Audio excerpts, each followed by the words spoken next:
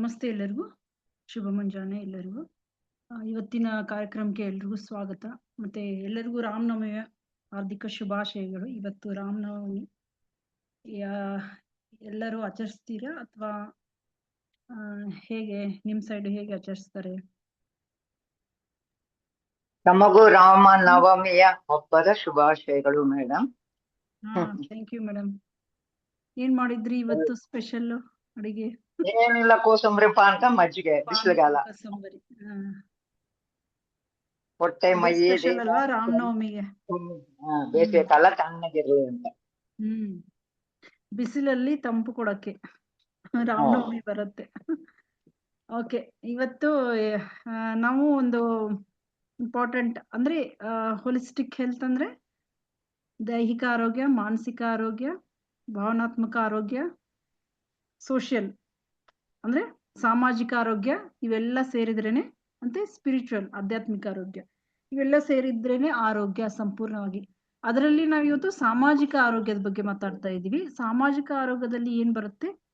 ಆರೋಗ್ಯಕರ ಅಂದ್ರೆ ಸಂಬಂಧಗಳ ಬಗ್ಗೆ, ಆರೋಗ್ಯಕರ ಸಂಬಂಧ ಆಗಿರ್ಬೋದು, ಫ್ಯಾಮಿಲಿ ಇಶ್ಯೂಸ್ ಬಗ್ಗೆ, ಇಂಥ ಏನು ಸೋಷಿಯಲ್ ಇದರಲ್ಲಿ ಬರುತ್ತೆ. ಸೊ ಇವತ್ತಿನ ಕಾರ್ಯಕ್ರಮದಲ್ಲಿ ನಾವು ಆರೋಗ್ಯಕರ ಸಂವಹನ ಅಂದ್ರೆ ಒಂದು ಫ್ಯಾಮಿಲಿ ಅಂತ ಅಂದ್ಮೇಲೆ ಆರೋಗ್ಯಕರ ಸಂವಹನ ಇದ್ದಾಗ ಅದು ಎಷ್ಟು ಸಂತೋಷದ ಕುಟುಂಬ ಆಗುತ್ತೆ. ಆರೋಗ್ಯಕರ ಸಂವಹನ ಇಸ್ ಈಕ್ವಲ್ ಟು ಸಂತೋಷದ ಕುಟುಂಬ ಇಸ್ ಈಕ್ವಲ್ ಟು ಆರೋಗ್ಯಕರ ಜೀವನ. ಆರೋಗ್ಯಕರ ಸಂವಹನ ಇದ್ರೆ, ಕಮ್ಯುನಿಕೇಶನ್ ಚೆನ್ನಾಗಿದ್ರೆ ಕುಟುಂಬ ಸಂತೋಷವಾಗಿರುತ್ತೆ, ಕುಟುಂಬ ಇದ್ರೆ ಆರೋಗ್ಯ ಚೆನ್ನಾಗಿರುತ್ತೆ. ಸೊ ಎಲ್ರಿಗೂ ನಮಸ್ಕಾರ. ಇವತ್ತು ನಿಮ್ಮ ಸಮಗ್ರ ಆರೋಗ್ಯ ಕಾರ್ಯಕ್ರಮದಲ್ಲಿ ಈ ವಿಷಯದ ಬಗ್ಗೆ ನಾವು ಚರ್ಚಿಸೋಣ. ಇವತ್ತು ನಾವು ಇದೊಂದು ಬಹಳ ಮುಖ್ಯವಾದ ವಿಷಯನೇ. ಸಾಮಾಜಿಕ ಆರೋಗ್ಯ ಕೂಡ ನಮ್ಮ ಒಂದು ಆರೋಗ್ಯದಲ್ಲಿ ಇದು ಕೂಡ ಒಂದು ಮುಖ್ಯವಾದ ಪಾತ್ರವಾಗಿದೆ. ಯಾಕಂದ್ರೆ ನಾವು ಒಂದು ಫ್ಯಾಮಿಲಿದಲ್ಲಿ ಇರ್ತೀವಿ, ಫ್ಯಾಮಿಲಿ ಬಿಟ್ಟು ಇರಕ್ಕಾಗಲ್ಲ. ನಾವಂತೂ ಪ್ರಾಣಿಗಳಲ್ಲ, ನಾವು ಮನುಷ್ಯರು, ನಮ್ಗೆ ಸಮಾಜ ಬೇಕು, ಜನ ಬೇಕು, ಎಲ್ಲರೂ ಒಟ್ಟಿಗೆ ಇರೋದೇ ಒಂದು ಕುಟುಂಬ. ಸೊ ಕುಟುಂಬ ಒಬ್ರಿಗೆ ಏನಾದ್ರೂ ಆದ್ರೂ ಕೂಡ ಇಡೀ ಕುಟುಂಬಕ್ಕೆ ಹೇಗೆ ಅದು ಪರಿಣಾಮ ಬೀಳುತ್ತಲ್ಲ. ಒಬ್ರದ್ದು ಕಮ್ಯುನಿಕೇಶನ್ ಸರಿ ಇಲ್ಲ ಅಂತಂದ್ರೂ ಕೂಡ ನಮ್ಮ ಇಡೀ ಕುಟುಂಬಕ್ಕೆ ಅದು ಪರಿಣಾಮ ಬೀಳುತ್ತೆ. ಜೊತೆಗೆ ಒಬ್ರಿಗೆ ಏನಾದ್ರೂ ಹುಷಾರಿಲ್ಲದೆ ಇದ್ದಾಗ ಎಲ್ಲರೂ ನಾವು ಅದನ್ನ ಅಫೆಕ್ಟ್ ಮಾಡ್ತೀವಿ, ಆ ಎನರ್ಜಿನ. ಅಂದ್ರೆ ಒಂದು ಕುಟುಂಬ ಅಂದ್ಮೇಲೆ ಎಲ್ರಿಗೂ ಅದು ಸಂಬಂಧಪಟ್ಟಿದ್ದೆ. ಸೊ ಕುಟುಂಬ ಸಂವಹನ ಇದು ಇವತ್ತು ನಾವು ಯಾವ ಆಹಾರದ ಬಗ್ಗೆ ಮಾತಾಡ್ತಾ ಇಲ್ಲ, ವ್ಯಾಯಾಮದ ಬಗ್ಗೆ ಮಾತಾಡ್ತಾ ಇಲ್ಲ. ಒಂದ್ ನಿಮಿಷ ನಾನು PPT ಶೇರ್ ಮಾಡ್ತೀನಿ.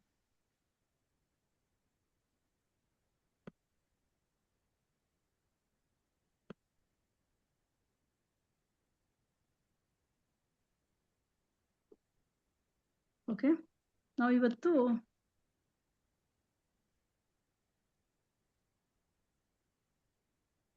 ಸ್ವಲ್ಪ ಇಂಟರ್ನೆಟ್ ಸ್ಲೋ ಇದೆ ಅನ್ಸುತ್ತೆ. So healthy communication equal to happy family. Happy family is equal to ಅಂದ್ರೆ ಹೆಲ್ದಿ ಲೈಫ್. ಆರೋಗ್ಯಕರ ಸಂವಹನ ಇದ್ದಾಗ ಆರೋಗ್ಯಕರ ಫ್ಯಾಮಿಲಿ ಆಗಿರುತ್ತೆ, ಆಮೇಲೆ ನಮ್ಮ ಆರೋಗ್ಯ ಕೂಡ ಚೆನ್ನಾಗಿರುತ್ತೆ. ಓಕೆ, ಆಮೇಲೆ ಈ ಹೆಲ್ದಿ ಕಮ್ಯುನಿಕೇಶನ್ ಏನು, ಕುಟುಂಬ ಸಂವಹನ ಯಾಕೆ ಮುಖ್ಯ ಅನ್ನೋದ್ರ ಬಗ್ಗೆ ನಾವು ಇವತ್ತು ತಿಳ್ಕೊಳ್ಳೋಣ. ಇವತ್ತು ಯಾವ ವ್ಯಾಯಾಮದ ಬಗ್ಗೆ ಮಾತಾಡ್ತಾ ಇಲ್ಲ, ಅಥವಾ ಔಷಧಿ ಬಗ್ಗೆ ಮಾತಾಡ್ತಾ ಇಲ್ಲ, ಆಹಾರದ ಬಗ್ಗೆ ಮಾತಾಡ್ತಾ ಇಲ್ಲ. ಇವೆಲ್ಲಕ್ಕಿಂತ ಒಂದು ಶಕ್ತಿಶಾಲಿ ಔಷಧ ಅಂದ್ರು ಈ ಕುಟುಂಬ ಸಂವಹನ ಫ್ರೆಂಡ್ಸ್. ಓಕೆ, ನಾನು ನಿಮ್ಗೆ ಒಂದು ಸರಳ ಪ್ರಶ್ನೆ ಕೇಳೋ ಮುಖಾಂತರ ಇದನ್ನ ಪ್ರಾರಂಭಿಸ್ತಾ ಇದ್ದೀನಿ. ನೀವು ಯಾವತ್ತಾದ್ರೂ ಈ ಪರಿಸ್ಥಿತಿಯನ್ನ ನೋಡಿದ್ದೀರಾ? ಆಹಾರ ಆರೋಗ್ಯಕರವಾಗಿದೆ, ನಿಮ್ಮ ಹತ್ರ ಆರೋಗ್ಯವಾದ ಆಹಾರವನ್ನು ಸೇವಿಸ್ತಾ ಇದ್ದೀರಾ, ನಿಮ್ಮ ಮನೆ ಕ್ಲೀನ್ ಆಗಿದೆ, ಸ್ವಚ್ಛವಾಗಿದೆ, ದೊಡ್ಡದಾಗಿದೆ, ಹಣ ಬರ್ತಾ ಇದೆ, ಯಾವ್ದು ಹಣ ತೊಂದರೆ ಇಲ್ಲ, ಆದ್ರೆ ಇನ್ನೂ ಮನೆಯಲ್ಲಿ ಶಾಂತಿ ಇಲ್ಲ. ಏಕೆ ಹೇಳಿ? ಈ ತರ ನಿಮ್ಗೂ ಅನ್ಸಿದ್ರೆ, ಯಾಕಂತಂದ್ರೆ ಸಂವಹನ ಅನಾರೋಗ್ಯಕರ ಇದ್ದಾಗ ಏನಾಗುತ್ತೆ, ಈ ತೊಂದರೆಗಳನ್ನೆಲ್ಲ ನಾವು ಅನುಭವಿಸ್ತೇವೆ ಫ್ರೆಂಡ್ಸ್. ಯಾಕಂದ್ರೆ ಸಂವಹನ ಅನಾರೋಗ್ಯಕರ ಇರುತ್ತೆ, ಆವಾಗ ನಾವು ಶಾಂತವಾಗಿರಲ್ಲ. ಸೊ ಆರೋಗ್ಯಕರ ಕುಟುಂಬ ಅಂದ್ರೆ ಏನು ಹಾಗಾದ್ರೆ?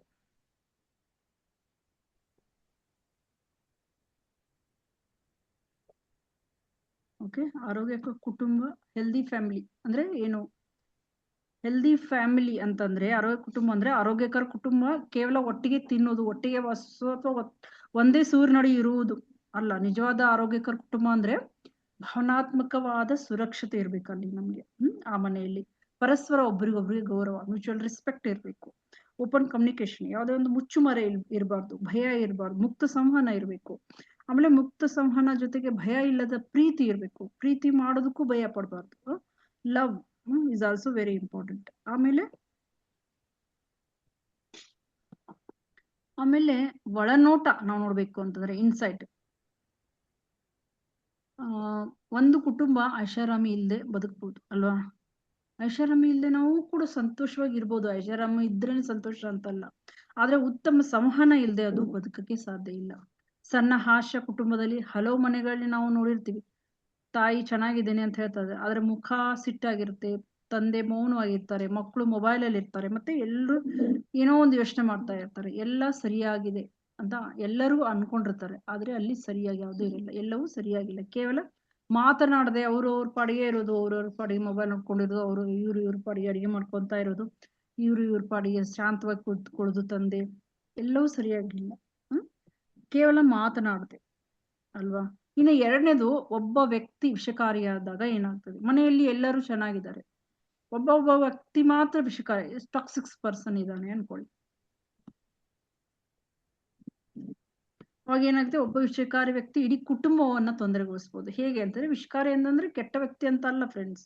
ಇದರ ಅರ್ಥ ಯಾವಾಗ್ಲೂ ಅವರು ಕೋಪಗೊಂಡಿರ್ತಾರೆ,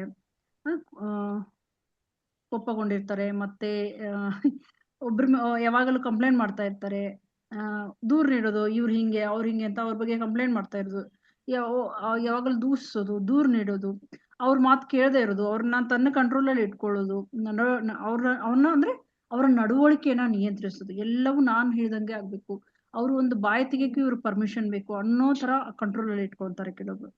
ಆ ತರ ಅವ್ರು ಟಾಕ್ಸಿಕ್ ಪರ್ಸನ್ ಏನ್ ಮಾಡ್ತಾರೆ, ಇದೇ ತರ ಇರ್ತಾರೆ. ಸೊ ನಡವಳಿಕೆಯನ್ನ ನಿಯಂತ್ರಿಸೋದು, ನೀವು ಕುಂತ್ರು ತಪ್ಪು, ನಿಂತ್ರು ತಪ್ಪು, ಅಂದ್ರೆ ಎಲ್ಲಾನು ಅವ್ರ ಕೇಳೇನೆ ಆಗ್ಬೇಕು, ಒಂದು ಕಂಟ್ರೋಲಿಂಗ್ ವಾತಾವರಣ ಇರುತ್ತೆ. ಸೊ ಒಂದು ಹೆಲ್ದಿ ಆಗಿ ಇರ್ಬೋದು. ಇದು ದೊಡ್ಡವ್ರು ಹೇಳಿ ಕೇಳ್ಬೇಕು, ಅದು ಸೆಕೆಂಡ್ರಿ. ಬಟ್ ತುಂಬಾ ಉಸಿರುಗಟ್ಟೋ ತರ ಟಾಕ್ಸಿಕ್ಸ್ ಪರ್ಸನ್ ಕಂಟ್ರೋಲಿಂಗ್ ಮಾಡ್ತಾ ಇದ್ರೆ ಅದು ಹೆಲ್ದಿ ಆಗಿರಲ್ಲ ಆ ಕುಟುಂಬ.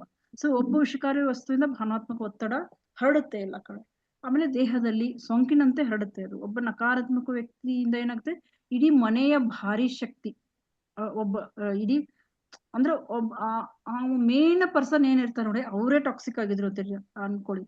ಮೇನ್ ಪರ್ಸನ್ ಮನೆಯಲ್ಲಿ ದೊಡ್ಡವರೇ ಯಾರಾಗಿರ್ತಾರೆ ಅಥವಾ ಮೇನ್ ಇರ್ತಾರಲ್ಲ, ಅವರೇ ನಕಾರಾತ್ಮಕ ಆಗಿದ್ರೆ ಏನಾಗ್ತದೆ ಅಂದ್ರೆ, ಇಡೀ ಮನೆಯ ಭಾರಿ ಶಕ್ತಿ ಇರ್ತಾರೆ ಅವರು, ಅವರೇ ಮಕ್ಕಳು ತೀವ್ರವಾಗಿ ಅದರಿಂದ ಪರಿಣಾಮ ಬೀರುತ್ತಾರೆ. ಮಕ್ಕಳಿಗೆ ಮೊದಲು ತೀವ್ರವಾಗಿ ಪರಿಣಾಮ ಬೀಳ್ತದೆ. ಯಾಕಂದ್ರೆ ಈ ದೊಡ್ಡವ್ರಿಗೆ ಏನಾದ್ರು ಅಂತ ಇದ್ರು ಮಕ್ಕಳು ಕೇಳಿಸ್ಕೊಂಡು ಏನಾಗುತ್ತೆ, ಮಕ್ಕಳಿಗೂ ಪರಿಣಾಮ ಆಗುತ್ತೆ. ಮಕ್ಕಳು ಭಯ ವಾತಾವರಣದಲ್ಲಿ ಇರ್ತಾರೆ, ಆತಂಕವಾಗಿರ್ತಾರೆ, ಅವ್ರ ಬೆಳವಣಿಗೆಗೂ ಕೂಡ ತೊಂದರೆ ಆಗ್ತದೆ. ಕಡಿಮೆ ಆತ್ಮವಿಶ್ವಾಸದಿಂದ ಬದುಕ್ತಾ ಇರ್ತಾರೆ ಮಕ್ಕಳು, ಯಾಕಂದ್ರೆ ಹೆದರ್ಕೊಂಡು ವಾತಾವರಣದಲ್ಲಿ ಇರೋದ್ರಿಂದ ಅವ್ರಿಗೆ ಆತ್ಮವಿಶ್ವಾಸ ಅನ್ನೋದು ಕಡಿಮೆ ಆಗ್ತಾ ಇರ್ತದೆ. ಆರೋಗ್ಯ ಸಮಸ್ಯೆಗಳು ಅಲ್ಲಿಂದ ಪ್ರಾರಂಭವಾಗ್ತವೆ.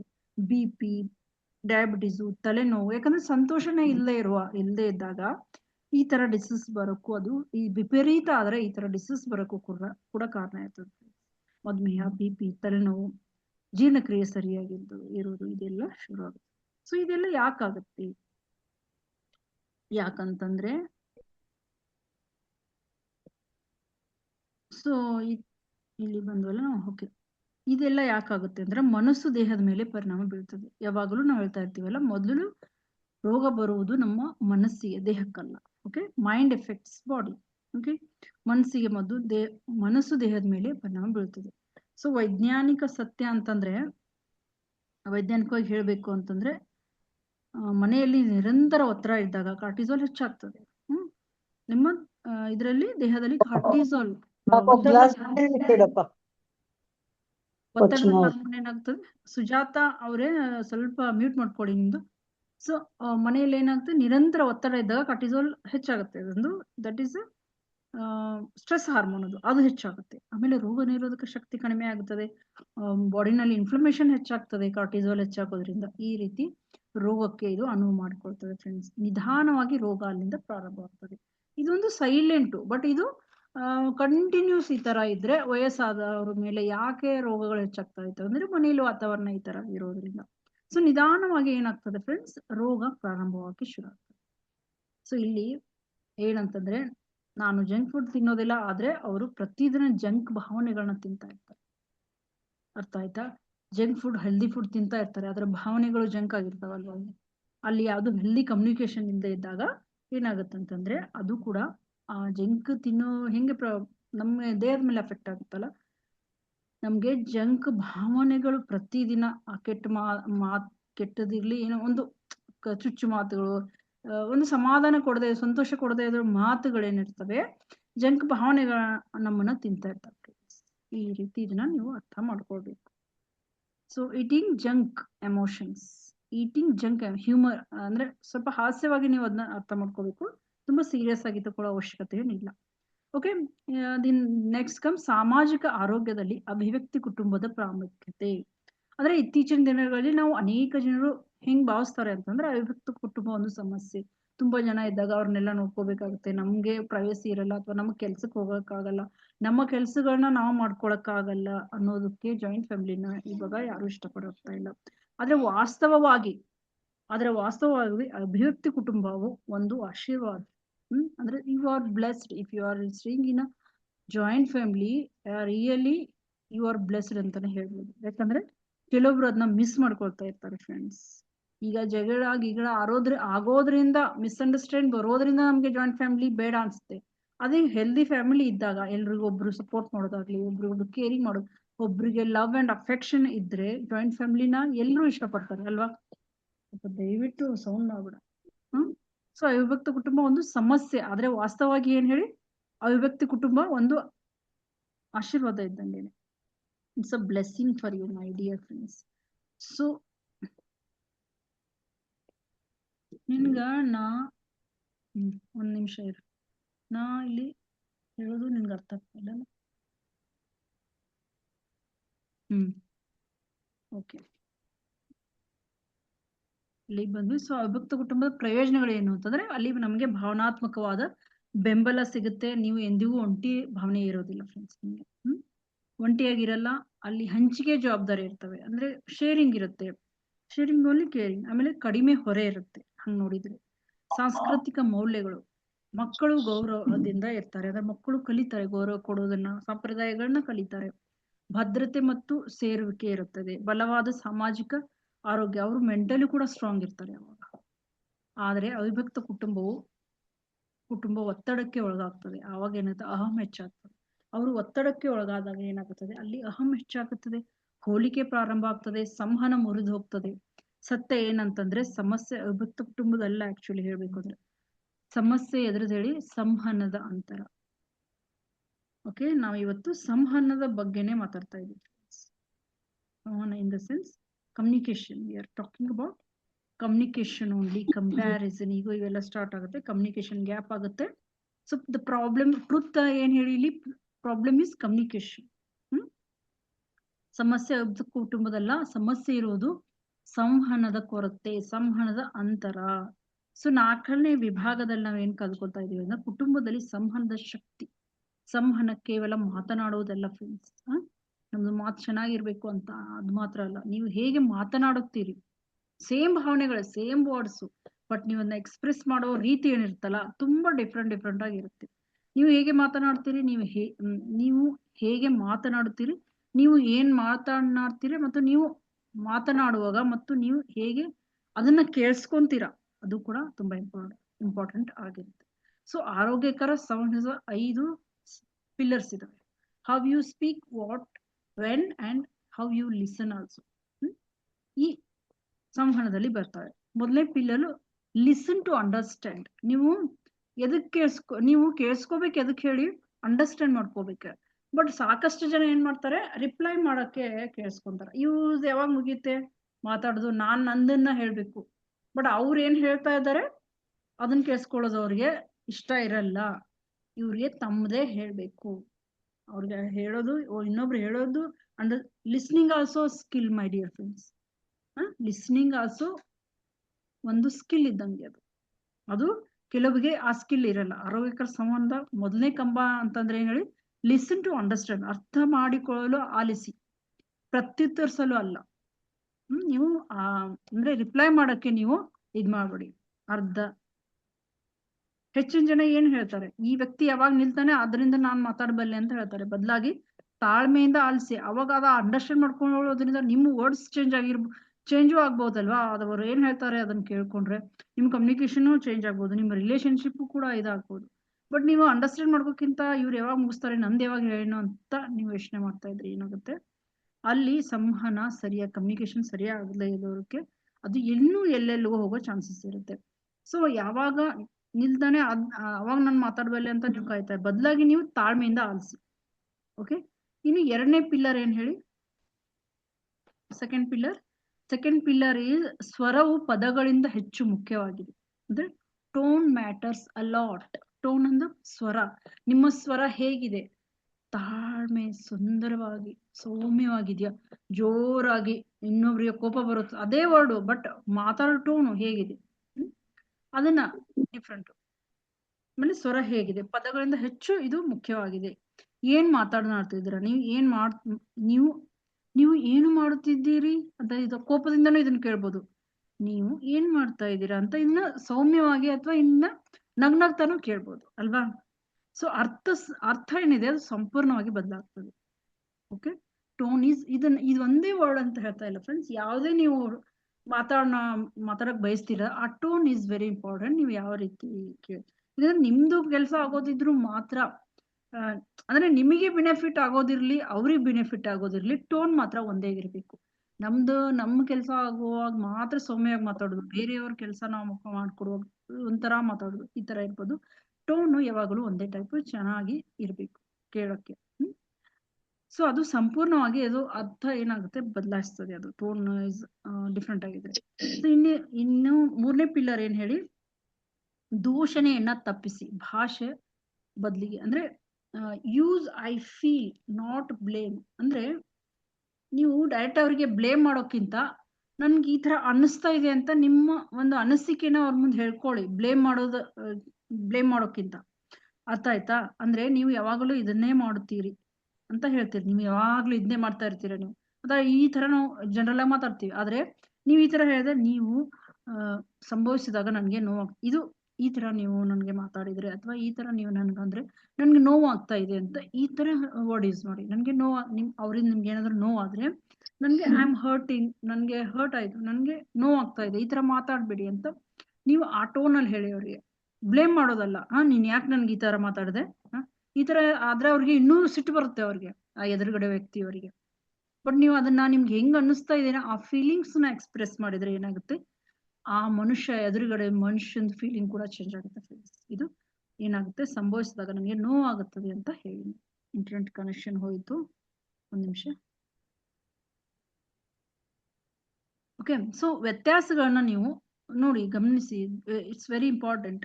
ಸಣ್ಣ ಸಣ್ಣ ಚೇಂಜಸ್ ಮಾಡ್ಕೊಂತ ಹೋಗಿ, ನೀವು ಖಂಡಿತ ಚೇಂಜ್ ಆಗುತ್ತೆ. ನಾಲ್ಕನೇದು, ವ್ಯತ್ಯಾಸಗಳನ್ನ ಗೌರವಿಸಿ ಮಾಡಿ. ಕೇಳಿಸ್ತಾ ಇದೆಯಲ್ಲ ಎಲ್ಲರಿಗೂ? ಎಲ್ಲಾರ್ದು ಅನ್ಮ್ಯೂಟ್ ಮಾಡ್ಬಿಡ್ತೀನಿ. Okay, respect differences. ಅಂದ್ರೆ ಅವ್ರದ್ದು ಏನೇ ಡಿಫ್ರೆನ್ಸಸ್, ವ್ಯತ್ಯಾಸಗಳು ಇರ್ಲಿ ಅವರಲ್ಲಿ, ದೂಷಣೆನ ತಪ್ಪಿಸಿ, ಭಾಷೆ ಬದಲಿಗೆ. ಓಕೆ, ಸಾರಿ, ವ್ಯತ್ಯಾಸಗಳನ್ನ ಗೌರವಿಸಿ. ಅಂದ್ರೆ ಈಗ ಒಂದು ಜಂಟಿ ಕುಟುಂಬದಲ್ಲೇ ಇದ್ರು, ವಿಭಿನ್ನ ವಯಸ್ಸಿನವ್ರು ಇರ್ತಾರೆ ನಮ್ಮ ಜಾಯಿಂಟ್ ಫ್ಯಾಮಿಲಿದಲ್ಲಿ. ಚಿಕ್ಕವ್ರು ಇರ್ತಾರೆ, ದೊಡ್ಡವ್ರು ಇರ್ತಾರೆ, ಬೇರೆ ಬೇರೆ ಏಜ್ ದವ್ರು ಇರ್ತಾರೆ. ವಿಭಿನ್ನ ವಯಸ್ಸಿನವರು, ವಿಭಿನ್ನ ಚಿಂತನೆ ಇರುತ್ತೆ. ಅವರು ಥಿಂಕಿಂಗ್ ಕೂಡ ಡಿಫ್ರೆಂಟ್ ಆಗಿರ್ತವೆ ಫ್ರೆಂಡ್ಸ್ ಅಲ್ವಾ. ದೊಡ್ಡವ್ರು ಇರ್ತಾರೆ, ಅವ್ರ ಥಿಂಕಿಂಗ್, ಮಿಡಿಲ್ ಏಜ್ ಅವ್ರ ಥಿಂಕಿಂಗ್ ಬೇರೆ, ಮಕ್ಕಳ ಥಿಂಕಿಂಗ್ ಬೇರೆ ಇರುತ್ತೆ ಒಂದು ಕುಟುಂಬ ಅಂತಂದ್ಮೇಲೆ. ಸೊ ವಿಭಿನ್ನ ಅವ್ರದ್ದು ಅಭ್ಯಾಸಗಳು ಕೂಡ ಬೇರೆ ಬೇರೆನೇ ಇರ್ತವೆ, ಅವ್ರ ಟೇಸ್ಟ್ಗಳು ಬೇರೆ ಇರ್ತವೆ, ಅವ್ರ ಇಂಟ್ರೆಸ್ಟ್ಗಳು ಬೇರೆ ಇರ್ತವೆ. ಬಟ್ ಸ್ವೀಕರಿಸಿ, ಅವ್ರನ್ನ ಜಗಳ ಆಡ್ಬೇಡಿ. ಅವ್ರಿಗೆ ಆ ತರ ಇದೆ ಅಂತಂದ್ರೆ ಅವ್ರದ್ದು ತಪ್ಪಲ್ಲ, ನಿಮ್ದು ತಪ್ಪಲ್ಲ ಅದು. But you should respect and accept it. ಅವುಗಳನ್ನ ಸ್ವೀಕರಿಸಿ, ಬದಲಾಗಿ ಜಗಳ ಮಾಡ್ಬೇಡಿ. ಯಾಕಂದ್ರೆ ಬೇರೆ ಮನೆಯಿಂದನೂ ಬಂದಿರ್ತಾರೆ, ಅಲ್ಲಿ ಇರೋರು ಇರ್ತಾರೆ, ಹೊಂದಾಣಿಕೆ ಆಗದಾಗ ಏನಾಗುತ್ತೆ, ಅದು ಇನ್ನೆಲ್ಲೆಲ್ಲಿಗೂ ಹೋಗೋ ಚಾನ್ಸಸ್ ಇರುತ್ತೆ. ಸೊ ಆಗಾಗ್ಗೆ ದ ಫಿಫ್ತ್ ಪಿಲ್ಲರ್ ಇಸ್, ಆಗಾಗ್ಗೆ ಪ್ರೀತಿಯನ್ನ ವ್ಯಕ್ತಪಡಿಸಿ, ಊಹಿಸ್ಬೇಡಿ. Express love. ನಾನು ಅವರನ್ನು ಪ್ರೀತಿಸ್ತೇನೆ ಅಂತ ಅವರಿಗೆ ತಿಳಿದಿದೆ ಅಂತ ಹೇಳಿ ತೋರಿಸಿ. ಅಂದ್ರೆ ಕೆಲವರು ಪ್ರೀತಿ ಇರುತ್ತೆ ಒಬ್ಬರ ಮೇಲೆ, ಅದನ್ನ ಒಪ್ಕೊಳ್ಳಲ್ಲ, ಅದನ್ನ ಬೇರೆ ರೀತಿ ತೋರಿಸ್ತಾರೆ. ಮತ್ತೆ ಇದ್ದಾಗ ಅದನ್ನ ಎಕ್ಸ್ಪ್ರೆಸ್ ಮಾಡೋದ್ರಲ್ಲಿ ಯಾವ ಒಂದು ಇದು ಇಲ್ಲ, ತಪ್ಪಿಲ್ಲ. ಪ್ರೀತಿ ಇದೆ ಅಂತಂದ್ಮೇಲೆ ತೋರಿಸಿ, ಬಾಯಿಂದನೂ ಹೇಳಿ. ಸೊ ಅದೇನಾಗುತ್ತೆ ಅಂದ್ರೆ ಅವ್ರಿಗೆ ಹೋಗಿ ನಾಡ್ತೇವೆ, ನಾನ್ ಯಾಕೆ ತೋರಿಸ್ಬೇಕು, ಇದೇ ಒಳಗಡೆ, ಬಟ್ ನಾನು ಯಾಕೆ ತೋರಿಸ್ಬೇಕು, ಅದು ಸರಿಯಲ್ಲ. ಅವ್ರಿಗೆ ಹೆಂಗ್ ಗೊತ್ತಾಗೋದು, ನಿಮ್ಮ ಮನ್ಸಲ್ಲಿ ಇರೋದು ಬೇರೆಯವ್ರಿಗೆ ಗೊತ್ತಾಗಲ್ಲ ಅಲ್ವಾ. ಸೊ ನೀವು ಅವ್ರನ್ನ ಪ್ರೀತಿ ಇರೋದಕ್ಕೆ ನೀವು ಅವ್ರಿಗೆ ಏನೇನೋ ಹೇಳ್ತೀರ, ಬಟ್ ಅವ್ರಿಗೆ ಅದು ಮಾತು ಅವ್ರಿಗೆ ಕಹಿನೇ ಅನಿಸ್ತಾ ಇರುತ್ತೆ. ಬಟ್ ನೀವು ಪ್ರೀತಿಯಿಂದ ಹೇಳೋದಿರುತ್ತಲ್ಲ, ನೀವು ಪ್ರೀತಿಸ್ತಾ ಇದ್ದೀರಾ ಅದಕ್ಕೋಸ್ಕರ ಹೇಳ್ತಾ ಇದ್ದೀನಿ ಅಂತ ಅಂದ್ರೆ, ಇದು ಯಾವುದೇ ರಿಲೇಶನ್ಶಿಪ್, ಮಕ್ಕಳು ತಂದೆ ತಾಯಿ ಇರ್ಬೋದು ಅಥವಾ ಗಂಡ ಹೆಂಡತಿ ಇರ್ಬೋದು, ಯಾವುದೇ ಇರ್ಬೋದು, ಎಕ್ಸ್ಪ್ರೆಸ್ ಮಾಡಿ ಓಪನ್ ಆಗಿ, ಏನು ತೊಂದರೆ ಇಲ್ಲ ಇದರಲ್ಲಿ. ಸೊ ನಾನು ಅವ್ರನ್ನ ಪ್ರೀತಿಸ್ತೀನಿ ಅಂತ ಅವ್ರಿಗೆ ತಿಳಿದಿದೆ ಅಥವಾ ಅದೇ ಗೊತ್ತಿದೆ ಅಂತ ಅನ್ನೋದು ಇಂಪಾರ್ಟೆಂಟ್ ಅಲ್ಲ, ಎಕ್ಸ್ಪ್ರೆಸ್ ಮಾಡೋದು ಇಂಪಾರ್ಟೆಂಟ್. ಹೇಳಿ ತೋರಿಸಿ ಅದನ್ನ. Okay, the 5th pillar. ಆಮೇಲೆ ಸಂವಹನ ಮತ್ತು ಆರೋಗ್ಯ ಸಂಪರ್ಕ. ಇಲ್ಲಿ ಸಮಗ್ರ ಆರೋಗ್ಯದಲ್ಲಿ ಬರ್ತದೆ. ಏನು ಸಂವಹನ ಮತ್ತು ಆರೋಗ್ಯ ಸಂಪರ್ಕ ಏನಂದ್ರೆ ಮನಸ್ಸು ದೇಹದ ಸಂಪರ್ಕ. ಸಂವಹನ ಕಳಪೆ ಆಗಿದ್ದಾಗ ಏನಾಗ್ತದೆ ಫ್ರೆಂಡ್ಸ್? ಒತ್ತಡ ಹೆಚ್ಚಾಗ್ತದೆ, ನಿದ್ರೆ ಕಡಿಮೆ ಆಗ್ತದೆ, ಜೀರ್ಣಕ್ರಿಯೆ ದುರ್ಬಲಗೊಳ್ತದೆ, ಹಾರ್ಮೋನ್ಗಳು ಅಸಮತೋಲನ ಆಗ್ತವೆ. ಉದಾಹರಣೆಗೆ, ಮಹಿಳೆ ಆರೋಗ್ಯಕರ ಆಹಾರವನ್ನ ತಿಂತಾಳೆ. ಸ್ವಲ್ಪ ಜೀರ್ಣಕ್ರಿಯೆ ದುರ್ಬಲ ಆಗ್ತದೆ, ಹಾರ್ಮೋನ್ಗಳು ಅಸಮತೋಲನ ಆಗ್ತವೆ. ಉದಾಹರಣೆಗೆ, ಮಹಿಳೆ ಆರೋಗ್ಯಕರ ಆಹಾರನ ತಿಂತಾಳೆ, ಯೋಗ ಮಾಡ್ತಾಳೆ, ಆದ್ರೆ ಮನೆಯಲ್ಲಿ ದೈನಂದಿನ ಹೋರಾಟಗಳು, ಭಾವನಾತ್ಮಕ ಬೆಂಬಲ ಇರೋದಿಲ್ಲ. ಆಕೆಗೆ ಇನ್ನೂ ಆರೋಗ್ಯ ಸಮಸ್ಯೆಗಳು ಬರ್ತವೆ ಹೊರತಾಗಿ ಬೇರೆ ಏನು ಚೇಂಜಸ್ ಆಗಿಲ್ಲ. ಸತ್ಯ ಏನಂದ್ರೆ, ನೀವು ದೈಹಿಕವಾಗಿ ಆರೋಗ್ಯವಾಗಿರಲು ಸಾಧ್ಯ ಇಲ್ಲ. ನೀವು ದೈಹಿಕವಾಗಿ ಭಾವನಾತ್ಮಕ ಅನಾರೋಗ್ಯಕರ ವಾತಾವರಣ ಇತ್ತು ಅಂತಂದ್ರೆ ನೀವು ಅಲ್ಲಿ ದೈಹಿಕವಾಗಿ ಕೂಡ ಆರೋಗ್ಯವಾಗಿರಕ್ಕೆ ಸಾಧ್ಯ ಇಲ್ಲ.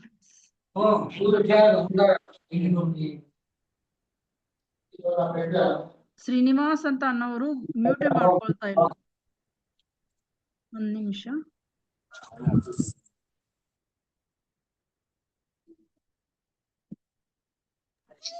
ಹಲೋ, ಮತ್ತೆ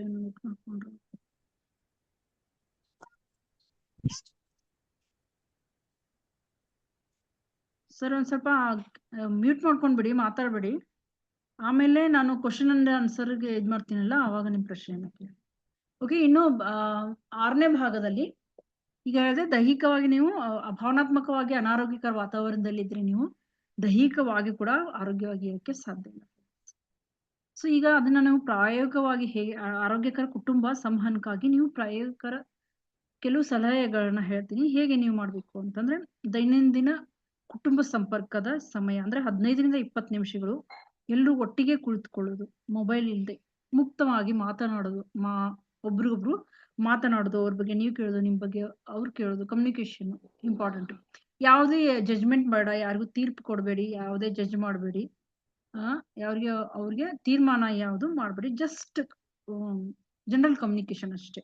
ಪ್ರತಿಯೊಬ್ಬ ಸದಸ್ಯರು ಮುಕ್ತವಾಗಿ, ಅವ್ರಿಗೆ ಮಕ್ಕಳಿರ್ಲಿ ದೊಡ್ಡವರ್ಲಿ ಏನೇ ಇರ್ಲಿ, ಮುಕ್ತವಾಗಿ ಮಾತನಾಡಕ್ಕೆ ಅವರಿಗೆ ಅವಕಾಶ ಕೊಡಿ. ಪ್ರತಿದಿನ ಒಬ್ರನ್ನೊಬ್ರು ಪ್ರಶಂಸಿಸಿ.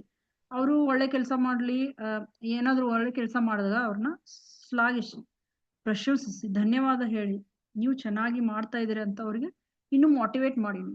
ಸಣ್ಣ ಮೆಚ್ಚುಗೆ ಇರ್ಲಿ ದಿನಕ್ಕೆ, ಅದೇ ಒಂದು ದೊಡ್ಡ ಸಂತೋಷವನ್ನ ಕೊಡ್ತದೆ. ಸಣ್ಣದು ಏನಾಗ್ತದೆ ದೊಡ್ಡದಾಗುತ್ತೆ.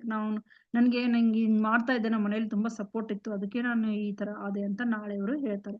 ಸೊ ಸಣ್ಣ ಮೆಚ್ಚುಗೆ ಇಸ್ ಆಲ್ಸೋ ವೆರಿ ಇಂಪಾರ್ಟೆಂಟ್. ಅದು ನಿಮಗೆ ದೊಡ್ಡ ಸಂತೋಷವನ್ನ ತಂದ್ಕೊಡ್ತದೆ. ಸೊ ಪರಿಹರಿಸ್ಬೇಡಿ, ಏನು ಪ್ರಾಬ್ಲಮ್ಸ್ ಇದ್ರು ಪರಿಹರಿಸಿ, ಅದನ್ನ ದೂಷಿಸ್ಬೇಡಿ. ಸೊ ಅದನ್ನ ನೀವು ನೀನ್ ಮಾಡ್ದಲ್ಲ ಅನ್ನೋದಕ್ಕಿಂತ ಅವ್ರಿಗೆ ಬೈಯೋಕ್ಕಿಂತ ಏನ್ ಮಾಡಿ, ಅದನ್ನ ಪರಿಹರಿಸಕ್ಕೆ ಟ್ರೈ ಮಾಡಿ. ಆವಾಗ ಏನಾಗುತ್ತೆ, ಅವರು ನಿಮ್ಮ ಹತ್ರ ಬಂದು ಹೇಳ್ತಾರೆ, ನಿಮ್ಗೆ ತೊಂದರೆ ಆಗತ್ತೆ ಅನ್ನೋಕ್ಕೋಸ್ಕರ ಅರ್ಥ ಮಾಡ್ಕೊಂಡು ನಾಳೆ ಅವ್ರಿಗೆ ಆ ತಪ್ಪನ್ನ ಕೂಡ ಅವರು ಮಾಡಲ್ಲ. ಆ ರೀತಿ ನೀವು ಸಪೋರ್ಟ್ ಇದ್ರೆ ಅವರು ಇರ್ತಾರೆ ನಿಮ್ ಜೊತೆ. ಸೊ ಹೇಗೆ ಸರಿಪಡಿಸೋದು ಅಲ್ಲ, ಯಾರ್ ತಪ್ಪು ಅಂತ ಕೇಳ್ಬೇಡಿ. ನೀವು ತಪ್ಪು ಯಾರ್ದು ಅನ್ನೋದು ಪ್ರಶ್ನೆಕ್ಕಿಂತ ನೀವು ಹೇಗೆ ಅದನ್ನ ಸರಿಪಡಿಸೋದು ಅನ್ನೋದ್ರ ಮೇಲೆ ಕಾನ್ಸಂಟ್ರೇಷನ್ ಮಾಡಿದ್ರೆ ಅವರು ಕೂಡ ಹಾಗೆ ಮಾಡ್ತಾರೆ. ಈಗ ಒಂದೊಂದು ಮಕ್ಳು ಇರ್ತಾರೆ ನೋಡಿ, ತುಂಬಾ ಫ್ರಾಡ್ ಇರ್ತಾರೆ ಈ ಮಕ್ಳು. ಎಷ್ಟು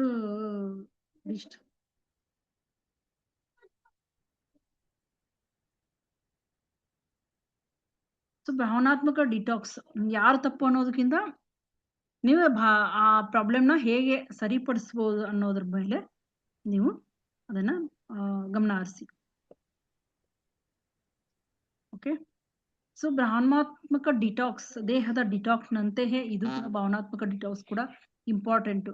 ಕೋಪ, ಅಹಮ್ಮು, ನೋವು, ಅದ್ರ ಮೂಲಕ ಏನಾಗುತ್ತೆ ಅದನ್ನ ಬಿಟ್ಟು ನೀವು ಅದ್ರ ಮೂಲಕ ಮಾತನಾಡೋದು, ಕ್ಷಮಿಸೋದು, ತಿಳುವಳಿಕೆ ಇವನ್ನೆಲ್ಲ ಅರ್ಥ ಮಾಡ್ಕೊಂಡ್ರೆ ಕೋಪ, ಅಹಂ, ಇವು ನೋವು ಇವೆಲ್ಲ ಕಡಿಮೆ ಆಗ್ತಾ ಬರ್ತದೆ. ಓಕೆ, ಸೊ ನೀವು ಅರ್ಥ ಮಾಡ್ಕೊಳ್ಳಿ, ಕೋಪ, ಅಹಂ, ನೋವು ತೆಗೆದುಹಾಕಿ ಮಾತನಾಡೋದು, ಕ್ಷಮಿಸೋದು, ತಿಳುವಳಿಕೆ, ಇವುಗಳನ್ನ ಅಳವಡಿಸ್ಕೊಳ್ಳಿ ಮೂರನ್ನ.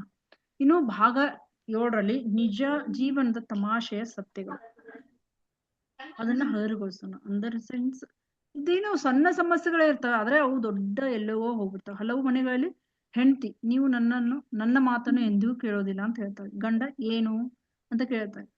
ತಾಯಿ ಫೋನ್, ಮಕ್ಕಳಿಗೆ ತಾಯಿ ಏನ್ ಹೇಳ್ತಾರೆ, ಫೋನ್ ಬಳಸ್ಬೇಡಿ ಹೇಳ್ತಾರೆ. ಅಲ್ಲದೆ ತಾಯಿ ಏನ್ ಹೇಳ್ತಾರೆ, 3 ಗಂಟೆಗಳ ಕಾಲ ಧಾರಾವಾಹಿ ನೋಡ್ತಿದ್ದೇನೆ ಅಂತ ಹೇಳ್ತಾರೆ. ನಾವು ನಗ್ತೇವೆ, ಆದ್ರೆ ಅದು ವಾಸ್ತವ. ಏನ್ ಗೊತ್ತಾ, ಅರಿವು ಬದಲಾವಣೆಗೆ ಮೊದಲ ಹೆಜ್ಜೆ. ನೀವು ಡೈರೆಕ್ಟ್ ಆಗಿ ಆತರ ಫೋನ್ ಬಳಸ್ಬೇಡಿ ಅಂತ ನೀವು ಹೇಳ್ಬೇಡಿ ಅವ್ರಿಗೆ. ಬಟ್ ಅವಾಗ ಮಕ್ಕಳು ಏನ್ ಹೇಳ್ತವೆ, ನೀನು 3 ಗಂಟೆ ಧಾರಾವಾಹಿ ನೋಡಲ್ವಾ ಅಂತ ಮಕ್ಕಳು ಹೇಳ್ತವೆ. ಅಂದ್ರೆ ನಾವ್ ಏನ್ ಮಾತಾಡ್ತೇವೋ ನಮ್ಮ ಮಕ್ಕಳು ಕೂಡ ನಮ್ಗೆ ಅದೇ ರೀತಿ ಮಾತಾಡೋಕೆ ಶುರು ಮಾಡ್ತಾರೆ. ಸೊ ಅಲ್ಲಿ ಅರಿವೇನಿದೆ ಅಲ್ಲ, ಬದಲಾವಣೆಯ ಮೊದಲ ಹೆಜ್ಜೆ ಅದು. ಮೊದಲು ಅರಿವು ಬೇಕು. ನೀವು ನಾನು ಇವತ್ತು ಹೇಳಿದ್ದನ್ನ ನೀವು ಅಳವಡಿಸ್ಕೊಳ್ಬೇಕಂತಲ್ಲ, ಅಟ್ಲೀಸ್ಟ್ ನೀವು ಮೊದಲನೇ ಸ್ಟೆಪ್ ಏನೇ ಅರಿವು ತಿಳ್ಕೊಬೇಕು. ಏನ್ ಹೇಳುದು, ಅರಿವನ್ನ ಮೂಡಿಸ್ಕೋಬೇಕು. ಬೇರೆಯವ್ರಿಗೂ ಕೂಡ ನೀವು ಅರಿವು ಮೂಡಿಸ್ಬೇಕು. ಅದು ಫಸ್ಟ್ ಸ್ಟೆಪ್. ಯೂಸ್ ಮಾಡೋದು, ಹೇಳಿದ್ದನ್ನ ನಾವ್ ಈ ತರ ಅಪ್ಲೈ ಮಾಡ್ಬೋದಾ, ನಮ್ಮಲ್ಲೂ ಜಗಳ ಮನೆಯಲ್ಲಿ ಕಡಿಮೆ ಆಗ್ಬೋದಾ, ಕಮ್ಯುನಿಕೇಶನ್ ಚೆನ್ನಾಗ್ ಆಗ್ಬೋದಾ ಅಂತ ಥಿಂಕ್ ಮಾಡೋದಿದೆಲ್ಲ ಅದು second step. Third step is ನಾವು ಅದನ್ನ ಯೂಸ್ ಮಾಡೋದು. ಆವಾಗ ಅದು ಅಲ್ಲಿಂದ ಸ್ಟಾರ್ಟ್ ಆಗುತ್ತೆ. ಒಂದೇ ದಿನ ನೀವು ನಾನು ಇವತ್ತು ಮಾಡುವಂತಂದ್ರೆ ಮಾಡೋದು ಕಷ್ಟ ಆಗುತ್ತೆ. ಸೊ ಕುಟುಂಬ ಪರಿವರ್ತನೆಯಲ್ಲಿ ನಿಮ್ಮ ಪಾತ್ರ ತುಂಬಾ ಮುಖ್ಯ ಆಗಿರ್ತದೆ. ಇತರರ ನಾವು ಇತರರು ಬೇರೆಯವರು ಬದಲಾಗುವವರೆಗೂ ಕಾಯೋದು ಬೇಡ. ಬದಲಾವಣೆ ನಾವು ಮೊದಲು ಮಾಡ್ಕೊಳ್ಬೇಕು. ಮೊದಲು ನಾವು ಬದಲಾಗಬೇಕು. ನಮ್ಮನ್ನು ನಾವು ಕೇಳ್ಕೊಬೇಕು. ನಾನು ಸರಿಯಾಗಿ ಕೇಳ್ತಾ ಇದ್ದೀನಿ, ನಾನು ಬೇರೆಯವ್ರಿಗೆ ಹೇಳ್ತೀನಲ್ವಾ, ಮೊದಲು ನಾನ್ ಸರಿಯಾಗಿದ್ದೀನ, ಅವ್ರ ಮಾತನ್ನ ನಾನ್ ಕೇಳ್ತಾ ಇದ್ದೀನ. ಈಗ ನಾನು ಮೊದ್ಲು ಏನೋ ಒಂದು ವರ್ಡ್ ಹೇಳೋದ್ ಮರ್ತ್ಬಿಟ್ಟೆ. ಮಕ್ಕಳು ಇರ್ತಾರಲ್ಲ, ಈಗ ದೊಡ್ಡವರು ಚಿಕ್ಕವರು ಅನ್ನೋ ಈಗಿನ ಒಂದು ಜನರೇಷನ್ ಅಲ್ಲಿ ಒಂದೇ ಟೈಪ್ ಮಾತಾಡ್ತಾ ಇರ್ತಾರೆ ಮಕ್ಕಳು. ನಾವೇನಾದ್ರೂ ಟಿವಿ ನೋಡ್ಬೇಡ, ಮೊಬೈಲ್ ನೋಡಬೇಡ ಅಂತ ನಾವು ಅವ್ರಿಗೆ ಹೇಳಕ್ ಹೋದ್ರೆ, ಅವ್ರು ನೀನ್ ನೋಡಲ್ಲ 3 ಗಂಟೆ ಸೀರಿಯಲ್, 3 ಗಂಟೆ ಮೂವಿ ಅಂತ ತಿರುಗಿ ಮಾತಾಡಕ್ ಶುರು ಮಾಡ್ತಾರೆ. ಬಟ್ ವಾಟ್ ಇಟ್ ಈಸ್ ಅಂದ್ರೆ ಇದು ಏನು ಅಂತಂದ್ರೆ, ಅವ್ರ ಮಕ್ಕಳು ಸ್ಕೂಲ್ ಹೋಗ್ತಾ ಇದಾರೆ, ಸ್ಟಡೀಸ್ ಇರುತ್ತೆ, ಅದಕ್ಕೆ ನಾವು ಬೇಡ ಅಂತ ಇರ್ತೀವಿ. ಬಟ್ ಮಕ್ಕಳು ಅದನ್ನ ಅರ್ಥ ಮಾಡ್ಕೊಳಲ್ಲ. ನಾವೆಲ್ಲಾ ಮುಗಿಸಿ ಬಂದಿರ್ತೇವೆ, ಸ್ಟಡೀಸ್ ಆಗಿರುತ್ತೆ, ಮದ್ವೆ ಆಗಿ ಎಲ್ಲ ಮುಗಿಸ್ ಬಂದಿರ್ತೀವಿ. ಬಟ್ ಮಕ್ಕಳು ತಿರುಗಿ ಪೇರೆಂಟ್ಸ್ಗೆ ಆತರ ಮಾತಾಡೋದು. ಸೊ ಮಕ್ಕಳಲ್ಲಿ ನಾವು ಅದನ್ನ ಅರಿವನ್ನ ಮೂಡಿಸ್ಬೇಕಾಗುತ್ತೆ. ನಿಮ್ಮ ಓದು ಮುಖ್ಯ. ನಮ್ಮ ಕಾಲದಲ್ಲಿ ಮೊಬೈಲ್ ಕೂಡ ಇರ್ಲಿಲ್ಲ.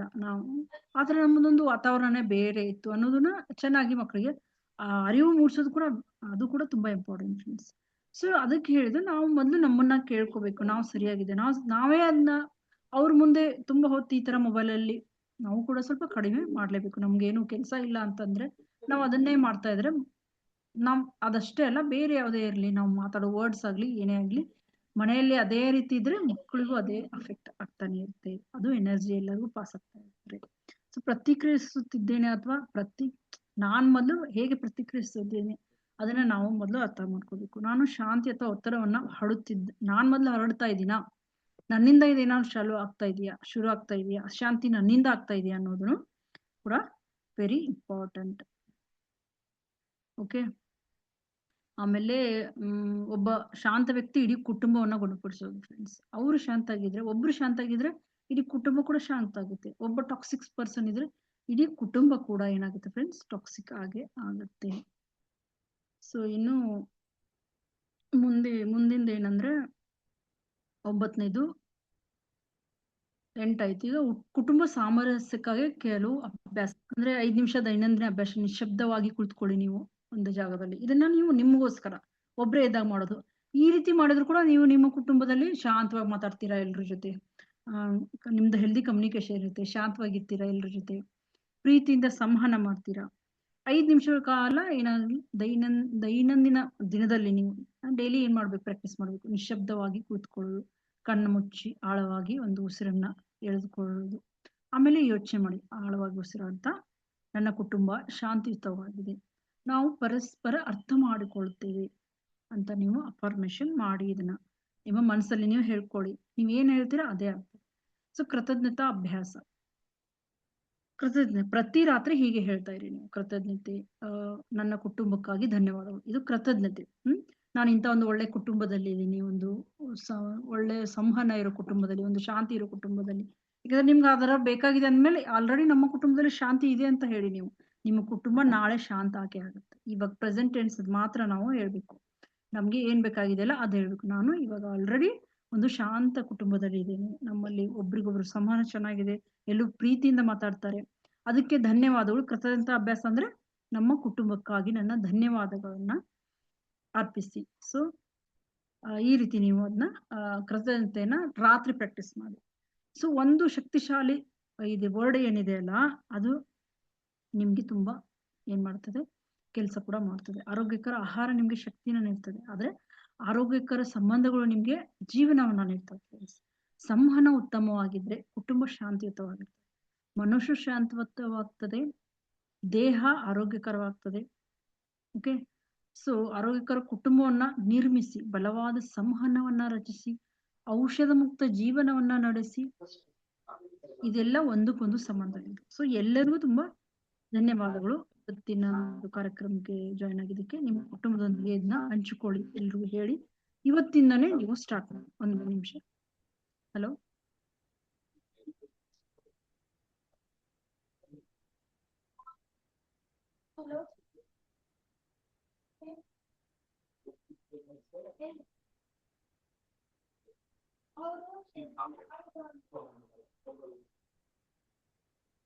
ಓಕೆ ಫ್ರೆಂಡ್ಸ್, ಯಾರಿಗಾದ್ರೂ ಏನಾದ್ರು ಡೌಟ್ ಇದ್ರೆ ನೀವು ಕೇಳ್ಬೋದು ಇವತ್ತಿನ ಕಾರ್ಯಕ್ರಮಕ್ಕೆ ಸಂಬಂಧಪಟ್ಟದ್ದು. Good morning ma'am. ಆಕ್ಚುಲಿ ನಾನು ಲೇಟಾಗಿ ಜಾಯ್ನ್ ಆದೆ, ಈಗ ಒಂದು 5 ನಿಮಿಷ. ಅಂದ್ರೆ ಬ್ರೀಫ್ ಆಗಿ ಏನಾದ್ರು ಒಂದು 2 ಲೈನ್ಸ್ ಹೇಳಕ್ಕಾಗುತ್ತಾ ಮೇಡಮ್? ಇವತ್ತು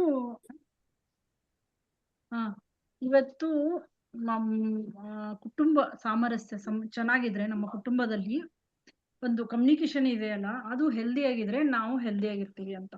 ಆದ್ರೆ ಈಗ ಆರೋಗ್ಯ ಅಂದ್ರೆ ಏನು, ಬರೇ ದೈಹಿಕವಾಗಿ ಆರೋಗ್ಯವಾಗಿರೋದಲ್ಲ. 5 ಪಿಲ್ಲರ್ಸ್ ಮೇಲೆ ನಾನು ಕೆಲಸ ಮಾಡ್ತಾ ಇದ್ದೀನಿ ಅಂತ ಹೇಳಿದ್ನಲ್ಲ. ದೈಹಿಕ ಆರೋಗ್ಯ, ಭಾವನಾತ್ಮಕ ಆರೋಗ್ಯ, ಮಾನಸಿಕ ಆರೋಗ್ಯ, ಸಾಮಾಜಿಕ ಆರೋಗ್ಯ, ಮತ್ತೆ ಆಧ್ಯಾತ್ಮಿಕ ಆರೋಗ್ಯ, ಮತ್ತೆ ಇದು ಒಂದು ವಾತಾವರಣದ ಆರೋಗ್ಯ. ಇವೆಲ್ಲ ಸೇರಿದಾಗ್ಲೇ ಎನ್ವಿರಾನ್ಮೆಂಟಲ್ ಅದೆಲ್ಲ ಸೇರಿದಾಗ್ಲೇ ಆರೋಗ್ಯ. ಸೊ ಇವತ್ತು ಒಂದು ಕಮ್ಯುನಿಕೇಶನ್ ಬಗ್ಗೆ ಮಾತಾಡ್ತಾ ಇದೀವಿ, ಅಂದ್ರೆ ಕುಟುಂಬದ ಸೋಷಿಯಲ್ ಇದ್ರ ಬಗ್ಗೆ, ಸೋಷಿಯಲ್ ಆರೋಗ್ಯದ ಬಗ್ಗೆ, ಸಾಮಾಜಿಕ ಆರೋಗ್ಯದ ಬಗ್ಗೆ ನಾವು ಮಾತಾಡ್ತಾ ಇದ್ವಿ. ಅಂದ್ರೆ ಸಾಮಾಜಿಕವಾಗಿ ನಾವು ನಮ್ಮ ಫ್ಯಾಮಿಲಿದಲ್ಲಿ ಹೇಗಿರ್ತೀವಲ್ಲ, ಅದು ಕೂಡ ನಮ್ಮ ಆರೋಗ್ಯಕ್ಕೆ ಎಷ್ಟು ಸಂಬಂಧ ಪಡುತ್ತೆ. ನಮ್ಮ ಕಮ್ಯುನಿಕೇಶನ್ ಚೆನ್ನಾಗಿದ್ರೆ ನಮ್ಮ ಮನೆಯಲ್ಲಿ ನಮ್ಮ ಕುಟುಂಬ ಆರೋಗ್ಯವಾಗಿರ್ತದೆ. ಅದಕ್ಕೋಸ್ಕರ ಯಾವ ಯಾವ ಸ್ಟೆಪ್ಗಳನ್ನ ಮಾಡ್ಬೇಕು ಅನ್ನೋದ್ರ ಬಗ್ಗೆ ಇವತ್ತು ಮಾತಾಡಿದೆ. ಇವತ್ತು ನೀವು ಅದನ್ನ ರೆಕಾರ್ಡಿಂಗ್ ಅಲ್ಲೂ ಕೇಳ್ಬೋದು. ಖಂಡಿತ ರೆಕಾರ್ಡಿಂಗ್ ಕೇಳಿಸ್ಕೊಳ್ತೀನಿ. ಈಗ ನಾನ್ ಒಂದು ಹೇಳ್ಬೇಕು ಅನ್ಕೊಂಡದಕ್ಕೆ ಇದನ್ನ ಕೇಳಿದೆ. ಈಗ ನೀವು ಹೇಳಿದಾಗಿಂದ ಒಂದು 8 ದಿವಸ ಅಂತೂ ಆಯ್ತು ಮ್ಯಾಮ್. ನಾನು ಅಫರ್ಮೇಟಿವ್ ಆಗಿ ಥಿಂಕ್ ಮಾಡೋದು, ಮಲಗುವಾಗ ಆಗ್ಬೋದು, ಬೆಳಗ್ಗೆ ಆಗ್ಬೋದು, ಮಾಡ್ತಾ ಇದ್ದಾಗಿಂದ ಚೇಂಜಸ್ ಸ್ಟಾರ್ಟ್ ಆಗಿದೆ. ಅಂದ್ರೆ ಅದು ಯಾವ ರೀತಿ ಅನ್ನೋದನ್ನ ನಾನು ನಿಮ್ಗೆ ಮತ್ತೆ ಇನ್ನೊಂದ್ಸಲಿ ಫೋನ್ ಮಾಡಿ ಹೇಳ್ತೀನಿ. ಮಾನಸಿಕವಾಗಿನೂ ಚೇಂಜ್ ಆಗ್ತಿದೆ, ಸಾಮಾಜಿಕವಾಗೂ ಚೇಂಜ್ ಆಗ್ತಿದೆ, ಆಧ್ಯಾತ್ಮಿಕವಾಗಿ ಚೇಂಜ್ ಆಗಿದೆ. ಈ ಮೂರನ್ನ ಹೇಳೋದಕ್ಕೆ ತುಂಬಾ ಇಷ್ಟಪಡ್ತೀನಿ. ಅಂದ್ರೆ ಇದನ್ನ ಕನೆಕ್ಟ್ ಆಗೋದಕ್ಕೆ ಹೆಲ್ಪ್ ಆಗಿರೋ ನನ್ನ ಫ್ರೆಂಡ್ಸ್ಗೂ ನಿಮಗೂ ತುಂಬಾ ತುಂಬಾ ಹೃದಯದ ಧನ್ಯವಾದಗಳು. Thank you madam. ಈ ಅಫರ್ಮೇಶನ್ ಏನ್ ಅಂದ್ರೆ ನಿಮ್ಗೆ ಏನ್ ಬೇಕಾಗಿದೆ ಅನ್ನೋದನ್ನ ನೀವು ಕರೆಕ್ಟ್ ಆಗಿ ಅದನ್ನ ಅಫರ್ಮೇಶನ್ ಮಾಡ್ತಾ ಇದ್ರೆ ನಿಮ್ಮ ಮೆದುಳಿಗೆ ನೀವು ಏನ್ ಸಂದೇಶವನ್ನ ಕಳಿಸ್ತೀರಲ್ಲ, ದೇಹ ಅದನ್ನೇ ಫಾಲೋ ಮಾಡ್ತದೆ. ನಮ್ಮ ಜೀವನದಲ್ಲಿ ಅದೇ ನಡೀತಾ ಹೋಗ್ತದೆ. ಇವತ್ತು ಕೂಡ ಅದನ್ನ ಹೇಳಿದೆ, ನನ್ನ ಕುಟುಂಬ ಚೆನ್ನಾಗಿದೆ, ನಾವು ಎಲ್ಲರೂ ತುಂಬಾ ಚೆನ್ನಾಗಿದೆ. ಈ ತರ ನೀವು ಬೆಳಿಗ್ಗೆ ಎದ್ದು ಸಾಯಂಕಾಲ ಎದ್ದು ಈ ತರ ಅಫರ್ಮೇಶನ್ ಮಾಡ್ತಾ ಇದ್ರೆ ನಮ್ಮ ಕುಟುಂಬದಲ್ಲಿ ಬದಲಾವಣೆ ಆಗ್ತಾ ಇರ್ತದೆ. ಸೊ ಪರಸ್ಪರ ಗೌರವ, ಮುಕ್ತ ಸಂವಹನ ಇರ್ಬೇಕು, ಭಯ ಇಲ್ಲದೆ ಪ್ರೀತಿ ಇರ್ಬೇಕು. ಪ್ರೀತಿ ಇದ್ರೆ ತೋರ್ಸ್ಕೋಬೇಕು ಅದನ್ನ. ಸೊ ಈ ತರ ನಾವು ತೋರ್ಸ್ಕೊಳ್ತಾ ಹೋದ್ರೆ ಅವರು ನಮಗ್ ತೋರಿಸ್ತಾರೆ. ಮನಸ್ಸಲ್ಲೇ ಇಟ್ಕೊಂಡು ಏನು ಉಪಯೋಗ ಇಲ್ಲ, ಎಲ್ಲವನ್ನು ಎಕ್ಸ್ಪ್ರೆಸ್ ಮಾಡೋದು ಕೂಡ ಇಂಪಾರ್ಟೆಂಟ್. ಸೊ ಐಷಾರಾಮಿ ಏನ್ ಇಲ್ಲದೆ ಬದುಕ್ಬೋದು ನಾವು, ಆದ್ರೆ ಸಂವಹನ ಇಲ್ಲದೆ ಬದುಕಕ್ಕೆ ಸಾಧ್ಯ ಇಲ್ಲ. ಅದಕ್ಕೆ ನಾವು ನಮ್ಮ ಯಾರೇ ದೊಡ್ಡವರಿರ್ಲಿ ಚಿಕ್ಕವರಿರ್ಲಿ ಎಲ್ಲರಿಗೂ ಒಂದು ಕೃತಜ್ಞತೆ ಸಲ್ಲಿಸ್ತಾ ಇರ್ಬೇಕು. ಯಾಕಂದ್ರೆ ನಾವು ಏನ್ ಮಾಡ್ತೀವಿ ಅದನ್ನ ಚಿಕ್ಕ ಮಕ್ಕಳು ಅದನ್ನೇ ಅನುಸರಿಸ್ತಾರೆ, ಮುಂದೆ ಅವರು ಅದೇ ಇರ್ತಾರೆ. ಬಟ್ ನಾವೇ ಟಾಕ್ಸಿಕ್. ಈಗ ಒಂದು ಪರ್ಸನ್ ಮನೆಯಲ್ಲಿ ಟಾಕ್ಸಿಕ್ ಆಗಿದ್ರೆ ಏನಾಗುತ್ತೆ, ಒಬ್ಬ ವಿಷಕಾರಿ ವ್ಯಕ್ತಿ ಇದ್ದಾಗ ಇಡೀ ಕುಟುಂಬಕ್ಕೆ ಅದು ಇದಾಗುತ್ತೆ, ಅಫೆಕ್ಟ್ ಆಗುತ್ತೆ. ಹೇಗೆ ಅಂತಂದ್ರೆ ಇಡೀ ಕುಟುಂಬ ತೊಂದರೆಗೋಸ್ತಾರೆ ಅವ್ರ ಮಾತಿಂದ, ಅವ್ರ ಕೆಟ್ಟ ವರ್ತನೆಯಿಂದ. ಅಂದ್ರೆ ಅವ್ರು ಕೆಟ್ಟವ್ರಂತಲ್ಲ, ಆದ್ರೆ ಯಾವಾಗಲೂ ಅವರು ಕೋಪದಲ್ಲಿರ್ತಾರೆ. ಆಮೇಲೆ ಏನ್ ಮಾಡ್ತಾರೆ, ಕಂಪ್ಲೇಂಟ್ ಮಾಡೋದು, ಇವ್ರು ಹಾಗೆ ಹೀಗೆ ಅಂತ ಕಂಪ್ಲೇಂಟ್ ಮಾಡೋದು, ಅವ್ರ ಬಗ್ಗೆ ದೂಷಿಸೋದು, ದೂರು ನೀಡೋದು, ಅವ್ರ ಮಾತನ್ನ ಕೇಳದೆ ಇರೋದು, ಅವರ ನಡವಳಿಕೆಯನ್ನ ಕಂಟ್ರೋಲ್ ಮಾಡೋದು. ಅಂದ್ರೆ ಅವ್ರನ್ನ ಕಂಟ್ರೋಲ್ ಅಲ್ಲಿ ಇಟ್ಕೊಳ್ಬಹುದು. ಯಾವಾಗಲೂ ಕಂಟ್ರೋಲ್ ಇಟ್ಕೊಳ್ಳೋದು ದೊಡ್ಡವರು ಚಿಕ್ಕವರು ತಪ್ಪೇನಲ್ಲ. ಬಟ್ ಅದು ಅತಿ ಆದಾಗ ಒಂದು ಇದು ಸಫೋಕೇಟೆಡ್ ತರ ಇರಬಾರ್ದು. ಅದು ಹೆಲ್ದಿ ಆಗಿರ್ಬೇಕು. ಈಗ ಮನುಷ್ಯ ಅದು ಕರೆಕ್ಟ್ ಆಗಿದ್ರೆ ಎಲ್ರು ಅವ್ರನ್ನ ನೋಡಿ ಕಲಿತಾರೆ. ಬಟ್ ಇಲ್ಲಾಂದ್ರೆ ನಮ್ಗೆ ಕ್ವಶನ್, ನೀನೇ ಸರಿಯಾಗಿಲ್ಲ ನಮ್ಗೇನೆ ಹೇಳಕ್ ಬರ್ತೀಯಾ ಅಂತಾರೆ. ಸೊ ಅದು ಏನಾಗುತ್ತೆ ಅಂದ್ರೆ ಹೆಲ್ದಿ ಕುಟುಂಬ, ನಾವು ಹೋಗಿ ಹೆಲ್ದಿ ಇದ್ದಾಗ ನಮ್ಮನ್ನ ಕೂಡ ಅನ್ಸೋರ್ ತರ ನಾವು ಇರ್ಬೇಕು. ಸೊ ಒಬ್ಬ ವಿಷಕಾರಿ ವ್ಯಕ್ತಿ, ಒಬ್ಬ ನಕಾರಾತ್ಮಕ ವ್ಯಕ್ತಿ ಇಡೀ ಮನೆಯ ಭಾರಿ ಶಕ್ತಿ. ಮಕ್ಕಳು ತೀವ್ರವಾಗಿ ಇದಕ್ಕೆ ಪರಿಣಾಮ ಬೀರ್ತದೆ ಮಕ್ಕಳಿಗೆ. ಯಾಕಂದ್ರೆ ಭಯ, ಆತಂಕ, ಕಡಿಮೆ ಆತ್ಮವಿಶ್ವಾಸ ಮಕ್ಕಳಲ್ಲಿ ಬೆಳೀತಾ ಹೋಗ್ತದೆ. ಸೊ ಆರೋಗ್ಯ ಸಮಸ್ಯೆಗಳು ಕೂಡ ಅಲ್ಲಿಂದ ಪ್ರಾರಂಭ ಆಗ್ತವೆ ಫ್ರೆಂಡ್ಸ್. BP ಆಗಿರ್ಬೋದು, ಡಯಾಬಿಟೀಸು, ತಲೆನೋವು, ಈ ಜೀರ್ಣಕ್ರಿಯೆ ಸರಿಯಾಗಿಲ್ಲದೆ ಇರೋದು. ಸೊ ಇದಕ್ಕೆಲ್ಲ ಕಾರಣನೇ ನಮ್ದು ಕಮ್ಯುನಿಕೇಶನ್ ಆಗ್ಲಿ, ಹೆಲ್ದಿ ಕುಟುಂಬ ಎಲ್ಲ ಇರೋದು. ಇದು 100% ನಿಜ ಮ್ಯಾಮ್. ಯಾಕಂದ್ರೆ ನಾನು ಅಬ್ಸರ್ವ್ ಮಾಡ್ದಂಗೆ ಒಬ್ರು ಯಾರು ಸ್ಟ್ರಿಕ್ಟ್ ಆಗಿರ್ಬೇಕು, ನಾನು ಬೇರೆಯವ್ರಿಗೆ ಹೇಗೆ ನಾನು ತೋರ್ಸ್ಕೋಬೇಕು ಅನ್ನೋ ಆತುರದಲ್ಲಿ ಇಡೀ ಇದು ಕೌಟುಂಬಿಕ ಒಂದು ಆರೋಗ್ಯದ ಮೇಲೆ ಪರಿಣಾಮ ಬೀರುತ್ತೆ. ಅದು ಖಂಡಿತ ಶತಸಿದ್ಧ. ಅದು ಆತರ ಆಗಿರೋದನ್ನು ನೋಡಿದೀನಿ, ಅನುಭವಿಸಿದೀವಿ. ಅಂದ್ರೆ ಅವ್ರು ಒಬ್ರು ಸುಧಾರಿಸ್ಬಿಟ್ರೆ ಇಡೀ ಮನೆನೇ ಸುಧಾರಿಸ್ಬಿಡುತ್ತೆ. ಹೌದು, ಅವರಿಂದ ಏನಾಗುತ್ತೆ ಅಂದ್ರೆ ಅದೇ ಹೇಳಿದ್ರೆ ಒಂದು ಟಾಕ್ಸಿಕ್ ಪರ್ಸನ್ ಇಂದ ಇಡೀ ಇದಕ್ಕೆ ನೀವ್ ಹೇಳಿದ್ ಕರೆಕ್ಟ್, ಅದು ಅಫೆಕ್ಟ್ ಆಗೇ ಆಗುತ್ತೆ. ಸೊ ಒಬ್ಬ ಶಾಂತ ವ್ಯಕ್ತಿಯಿಂದ, ಈಗ ಮೇನ್ ಪರ್ಸನ್ ಇರ್ತಾರೆ, ಇವತ್ತೇ ಅದೇ ಡಿಸ್ಕಷನ್, ಒಬ್ಬ ಮೇನ್ ಪರ್ಸನ್ ಆತರ ಮಾಡ್ತಾ ಇದ್ರೆ ಏನಾಗುತ್ತೆ, ಅದು ಇಡೀ ಕುಟುಂಬಕ್ಕೆನೆ ಅದು ಇದಾಗುತ್ತೆ. ಅದೇ ಆ ಮನುಷ್ಯ ಶಾಂತವಾಗಿದ್ರೆ ನಮ್ಗೆ ಎಲ್ಲರೂ ಕೂಡ ಶಾಂತವಾಗಿರ್ತಾರೆ, ಎಲ್ಲರೂ ಕೂಡ ನೆಮ್ಮದಿಯಿಂದಿರ್ತಾರೆ. ಸೊ ಒಂದು ಜಂಕ್ ಫುಡ್ ಹೇಗೆ ತಿಂದ್ರೆ ನಮ್ಮ ದೇಹದ ಆರೋಗ್ಯಕ್ಕೆ ಪರಿಣಾಮ ಬೀಳ್ತದೆ, ಹಾಗೆ ಭಾವನೆಗಳು ಜಂಕ್ ಇದ್ದಾಗ ಕೂಡ ನಮ್ಮ ದೇಹದ ಮೇಲೆ ಅದೇ ರೀತಿ ಅದು ಪರಿಣಾಮ ಬೀಳ್ತದೆ ಫ್ರೆಂಡ್ಸ್. ಸೊ ಅವಿಭಕ್ತ ಕುಟುಂಬ ಅಂದ್ರೆ ಜಾಯಿಂಟ್ ಫ್ಯಾಮಿಲಿಗಳು ಮೊದ್ಲು ಇರ್ತಾ ಇದ್ವಿ, ಬಟ್ ಕಮ್ಯುನಿಕೇಶನ್ ಸರಿ ಇಲ್ಲದೆ ಇದ್ದಾಗ ಅಲ್ಲಿ ಜಗಳ ಉಂಟಾಗ್ತಾ ಇತ್ತು. ತಪ್ಪಲ್ಲ ಕಮ್ಯುನಿಕೇಶನ್, ಇದು ಜಾಯಿಂಟ್ ಫ್ಯಾಮಿಲೀಸ್ ತಪ್ಪಲ್ಲ, ಅವು ನಮ್ಗೆ ಬೆಂಬಲ ಕೊಡ್ತವೆ, ಭಾವನಾತ್ಮಕ ಬೆಂಬಲ ಸಿಗುತ್ತೆ. ಒಂಟಿಯಾಗಿರಲ್ಲ ನಾವು, ಜವಾಬ್ದಾರಿ ಹಂಚಿಕೆ ಆಗಿರುತ್ತೆ, ಹೊರೆ ಕಮ್ಮಿ ಆಗಿರ್ತದೆ, ಸಾಂಸ್ಕೃತಿಕ ಮೌಲ್ಯಗಳು ಚೆನ್ನಾಗಿರ್ತವೆ, ಮಕ್ಕಳು ಗೌರವ ಕೊಡಕ್ಕೆ ಕಲಿತಾರೆ ಅದ್ರಲ್ಲಿ. ಸೊ ಇದಾಗ್ತದೆ. ಆದ್ರೆ ಯಾಕೆ ಒತ್ತಡಕ್ಕೊಳಗಾಗ್ತದೆ ಅಂತಂದ್ರೆ ಅಲ್ಲಿ ಅಹಂ ಹೆಚ್ಚಾಗ್ತದೆ, ಹೋಲಿಕೆ ಇರ್ತದೆ, ಸಂವಹನ ಮುರಿದು ಹೋಗ್ತದೆ. ಆಮೇಲೆ ಅದಕ್ಕೆ ಸತ್ಯ ಏನಂದ್ರೆ ಸಮಸ್ಯೆ ಅವಿಭಕ್ತ ಕುಟುಂಬದಲ್ಲಿ ಆಕ್ಚುಲಿ ಸಂವಹನದ ಕೊರತೆ ಅಂತ ಹೇಳಕ್ ಬರ್ತದೆ. ಸೊ ಇವತ್ತಿನ ಇದರಲ್ಲಿ ಇಷ್ಟು ಡಿಸ್ಕಷನ್ ಆಯ್ತು. ತುಂಬಾ ಹೆಚ್ಚು ನೀವು ಲೇಟಾಗಿ ಬಂದಿದ್ದಕ್ಕೆ ನೀವು ಅಲ್ಲಿ ರೆಕಾರ್ಡಿಂಗ್ ಕಳಿಸ್ತೀನಿ ನೋಡಿ, ಅದನ್ನ ರೆಕಾರ್ಡಿಂಗ್ ನೋಡ್ತೀನಿ. ಮತ್ತೆ ಸಮಯ ಹೆಚ್ಚಾಗ್ಬಿಡುತ್ತೆ ಅದಕ್ಕೋಸ್ಕರ. ಓಕೆ ಮೇಡಮ್ ಮಾತಾಡ್ಬೋದಾ? ಹೇಳಿದೆ. ಲಕ್ಷ್ಮೀಕಾಂತ್ ಮತ್ತೆ ಯಾರಿಗಾದ್ರೂ ಏನಾದ್ರೂ ಮಾತಾಡ್ಬೋದಾ ಮೇಡಮ್? ಕೇಳ್ಬೇಕಾ? ಹಲೋ, ಮಾತಾಡ್ಬೋದಾ? ಹಾ ಮಾತಾಡಿ. ಯಾರು? ಲಕ್ಷ್ಮೀಕಾಂತ್ ಮೇಡಮ್. ಹೇಳಿ ಮೇಡಮ್, ಹೇಳಿ. ಚೆನ್ನಾಗಿತ್ತು. ನಾವು ಯಾವಾಗ್ಲೂ ನಮ್ಮ ದೈಹಿಕ ಇದನ್ನ ನೋಡ್ಕೊಳ್ತಿದ್ವು, ತದನಂತರ ಮಾನಸಿಕ ಬಂದ್ವು. ಅದ್ರ ಜೊತೆಗೆ ಈಗ ತಾವು ಹೇಳಿದಾಗೆ ಸಾಮಾಜಿಕವಾಗಿಯೂ ನಮ್ಮ ಫ್ಯಾಮಿಲಿ ಜೊತೆ, ಸೊಸೈಟಿ ಜೊತೆ, ಯಾಕಂದ್ರೆ ಇದನ್ನ ತುಂಬಾ ನೋಡ್ತೀವಿ ನಾವು. ಈ ಮಕ್ಕಳು 18 ವರ್ಷದೊಳಗಡೆ ಇರೋ ಮಕ್ಕಳು ಯಾಕೆ ಇವತ್ತು ದಾರಿ ತಪ್ಪಿ ಹೋಗಿ ಬೇರೆ ಬೇರೆ ಕೆಟ್ಟ ಅಭ್ಯಾಸಗಳನ್ನ ಕಲಿತಾ ಇದ್ದಾರೆ ಅಂದ್ರೆ ಎಲ್ಲೋ ಒಂದ್ ಕಡೆ ಕುಟುಂಬನೂ ಅದಕ್ಕೆ ಕಾರಣ ಆಗುತ್ತೆ. ಎಲ್ಲಾ ಫ್ಯಾಮಿಲಿದಲ್ಲಿ ಅಲ್ಲ, ಬಟ್ ಕೆಲವೊಂದು ಕುಟುಂಬದಲ್ಲಿ ಆ ಫ್ಯಾಮಿಲಿ ಕೂಡ ಕಾರಣ ಆಗಿರ್ತದೆ ದಾರಿ ಹಿಡಿಯಕ್ಕೆ. ಇನ್ನು ಇದು ಜಸ್ಟ್ ಇನ್ಫಾರ್ಮೇಶನ್, ಇದು ಅಷ್ಟೇ, ಇದು ಹೆಡ್ಲೈನ್ ಇದ್ದಂಗೆ. ಇದ್ರು ಇನ್ನೂ ಆಳವಾಗಿ ಇದೆ, ತುಂಬಾ ಆಳವಾಗಿದೆ ಫ್ಯಾಮಿಲಿ ಬಗ್ಗೆ. ಸೋಷಿಯಲ್ ಆರೋಗ್ಯ ಏನಿದೆಯಲ್ಲ ನಮ್ಮ ತುಂಬಾ ಇವತ್ತು ಮಕ್ಕಳು ಮನೆ ಬಿಟ್ಟು ಓಡ್ತಾ ಇರೋದು, ಮಕ್ಕಳು ಡ್ರಗ್ಸ್ ತಗೊಳ್ತಾ ಇರೋದು, ಏನು ಮಕ್ಕಳು ಪ್ರೀತಿಸಿ ಮೋಸ ಹೋಗ್ತಾ ಇರೋದು, ಇದೆಲ್ಲ ನಾವು ನೋಡ್ತಾ ಇದ್ರೆ ನಮ್ಮ ಫ್ಯಾಮಿಲಿ ಎಷ್ಟು ಇಂಪಾರ್ಟೆಂಟ್. ನಮ್ಮ ಆರೋಗ್ಯಕ್ಕಿಂತ ಹೆಚ್ಚಾಗಿ ನಾವು ಈ ಭಾವನಾತ್ಮಕ ಒಂದು ಸಂಬಂಧಗಳಿಗೆ ಬೆಲೆ ಕೊಡಬೇಕಾಗ್ತದೆ ಅನ್ನೋದು ಇದು. ಸ್ಟ್ರಾಂಗ್ ಇದ್ರೆ ಈ ತರ ಎಲ್ಲ ಆಗಲ್ಲ. ಬೇಸ್ ಒಂದ್ ಸ್ವಲ್ಪ ಸ್ಟ್ರಾಂಗ್ ಇಟ್ಕೊಳಕ್ಕೆ ನಾವು ಬೇಸ್ ಸ್ಟ್ರಾಂಗ್ ಇರ್ಬೇಕು. ಆದರೆ ಇವತ್ತು ನಮ್ಮ ಈಗೋಯಿಸಮ್, ನಾನು ಅನ್ನೋದು ತಂದೆ ನಡಿಬೇಕು ಅನ್ನೋದು ನಾವು ಸುಮಾರು ಫ್ಯಾಮಿಲಿಗಳಲ್ಲಿ ಇಲ್ಲ ನಾನು ಎರಡೂ ಕಡೆ ಕೆಲಸ ಮಾಡ್ತಾ ಇದ್ದಿದ್ರಿಂದ ನಾನ್ ನೋಡಿರೋದು ಇವತ್ತು ಮಕ್ಕಳಲ್ಲಿ ನಾವು ಹಿಂಗೆ ಅವ್ರನ್ನ ರಿಪೇರಿ ಮಾಡ್ಬೇಕು. ಯಾಕಂದ್ರೆ ಬರ್ತಾ ಬರ್ತಾ ಅಡೋಲಸೆನ್ಸ್ ಅಲ್ಲಿ ಅವ್ರಿಗೆ ತಂದೆ ತಾಯಿ ಮಾತು ಬೇಡ, ಬರೀ ಫ್ರೆಂಡ್ಸ್ ಮಾತೇ ಅವ್ರಿಗೆ ತುಂಬಾ ಇಂಪಾರ್ಟೆನ್ಸ್. ಅದು ತುಂಬಾ ಪರಿಣಾಮ ಬೀರುತ್ತೆ ಅವ್ರ ಮೇಲೆ. ಅವ್ರು ಹೇಳಿದ್ದೇ ವೇದವಾಕ್ಯ ಆಗುತ್ತೆ. ಸರ್ಟನ್ ಏಜ್ ಬಂದ್ಮೇಲೆ ಚೇಂಜ್ ಆಗ್ತಾರೆ, ಬಟ್ ಅವಾಗ ತುಂಬಾ ಲೇಟು ಆಗ್ಬೋದು ಸಮಸ್ಯೆಗಳು. ಲೇಟ್ ಆಗೋದೇ ಈ ಅಡೋಲಸೆನ್ಸ್ ಏಜ್ ಅಲ್ಲಿ ಇದು ನಡೆಯೋದು ಜಾಸ್ತಿ. ಏನು ಮಾಡಕ್ ಆಗದೆ ಇರೋ ಪರಿಸ್ಥಿತಿನೂ ಬರ್ಬೋದು. ಅದಕ್ಕೆ ಅವೇರ್ನೆಸ್ ಇಸ್ ವೆರಿ ಇಂಪಾರ್ಟೆಂಟ್. ಈ ತರ ಕ್ಲಾಸ್ಗಳು ನೋಡಿ ದೊಡ್ಡವ್ರಿಗೆ ಅಂತಲ್ಲ, ಇವೆಲ್ಲ ಚಿಕ್ಕವ್ರು ಹಿಡಿದು 12 ವರ್ಷದ ಮೇಲಿನ ಮಕ್ಕಳಿಗೆ ಹಿಡಿದು ವಯಸ್ಸಾಗದೆ ಎಲ್ಲರಿಗೂ ಕ್ಲಾಸ್ ಎಲ್ಲವನ್ನು ಅರಿವು ಮೂಡಿಸೋದು ವೆರಿ ಇಂಪಾರ್ಟೆಂಟ್. ನಿಜವಾಗ್ಲೂ ಇವತ್ತು ತಾವು ಹೇಳಿದ್ದು ತುಂಬಾ ಚೆನ್ನಾಗಿತ್ತು. ಕೆಲವು ಮಕ್ಕಳಿಗೆ ಹೇಳಕ್ ಹೋದ್ರೆ ಅವ್ರಿಗೆ ವಯಸ್ಸಾಗಿರ್ತದೆ, ಅದು ಹೇಳಕ್ಕೂ ಸಾಧ್ಯ ಆಗಲ್ಲ, ತುಂಬಾ ಕಷ್ಟ. ಇದು ಹೆಂಗೆ ಅಂದ್ರೆ ನಾವು ಆಕ್ಸಿಜನ್ ತಗೊಳಂಗೆ ಪ್ರತಿದಿನ ಅವ್ರಿಗೆ ಹೇಳ್ತಾ ಇರ್ಬೇಕು ಯಾವ್ದು ಕೆಟ್ಟದ್ದು ಯಾವ್ದು ಒಳ್ಳೇದು, ನಾಳೆ ಪರಿಸ್ಥಿತಿ ಏನಾಗ್ಬೋದು, ನಿಮ್ಮ ಜೀವನ ಸ್ಥಿತಿ ಏನಾಗ್ಬೋದು ಅಂತ. ಖಂಡಿತ ಇದ್ರ ಮೇಲೆ ನಮಗೆ ಹೆಚ್ಚು ಗಮನ ಕೊಡ್ಬೇಕು ಅಂತ ಅನ್ಸುತ್ತೆ. ಪದೇ ಪದೇ ಇಂಥ ವಿಷಯಗಳು ನಿಮ್ಮಿಂದ ನಮ್ಗೆ ದೊರಕ್ತಾ ಇರ್ಲಿ ಮೇಡಮ್. Thank you madam. ಹೌದು, ಅದು ಅವಾಗ ಕಿವಿನಲ್ಲಿ ಬೀಳ್ತಾ ಇರ್ಬೇಕು. ನೀವ್ ಒಂದ್ಸಲ ಹೇಳಿ ಬೇರೆಯವ್ರ ಕಡೆಯಿಂದ ಕೇಳ್ತಾರೆ ಮಕ್ಕಳು, ಆದ್ರೆ ಮನೆಯಲ್ಲಿ ಇರೋರ್ ಕೇಳಲ್ಲ.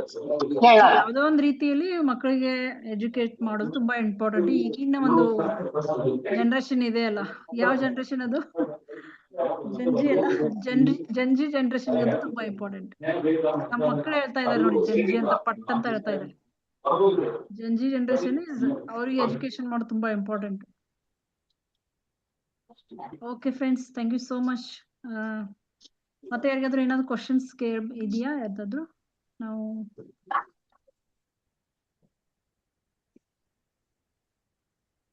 ಇಲ್ಲಿ ಅದಕ್ಕೆ ಸಾಮಾಜಿಕ ಆರೋಗ್ಯದ ಬಗ್ಗೆ ಆಗ್ಲಿ, ಭಾವನಾತ್ಮಕ ಆರೋಗ್ಯ ಬಗ್ಗೆ ಎಲ್ಲವನ್ನೂ ಮಾತಾಡ್ತಾ ಇರೋದು.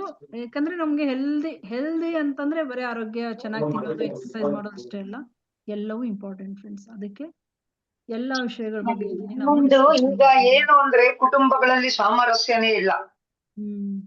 ಕುಟುಂಬಗಳಲ್ಲೂ ಇಲ್ಲ, ರಿಲೇಟಿವ್ಸ್ ಅಕ್ಕಪಕ್ಕ ಕುಟುಂಬಗಳಲ್ಲೂ ಇಲ್ಲ. ಈ ಕುಟುಂಬಗಳ ಸಂಬಂಧದಲ್ಲಿ ಬ್ಲಡ್ ರಿಲೇಷನ್ ಏನಿದೆ, ಅಣ್ಣ ತಮ್ಮಂದ್ರು, ಅಕ್ಕ ತಂಗಿರು, ಅವ್ರ ಅತ್ತೆ ಮಾವ, ಚಿಕ್ಕಪ್ಪ ಚಿಕ್ಕಮ್ಮ ಅಂತದ್ದು ಎಲ್ಲ ಕಳೆದೋಗ್ತಾ ಇದೆ ಇವತ್ತು.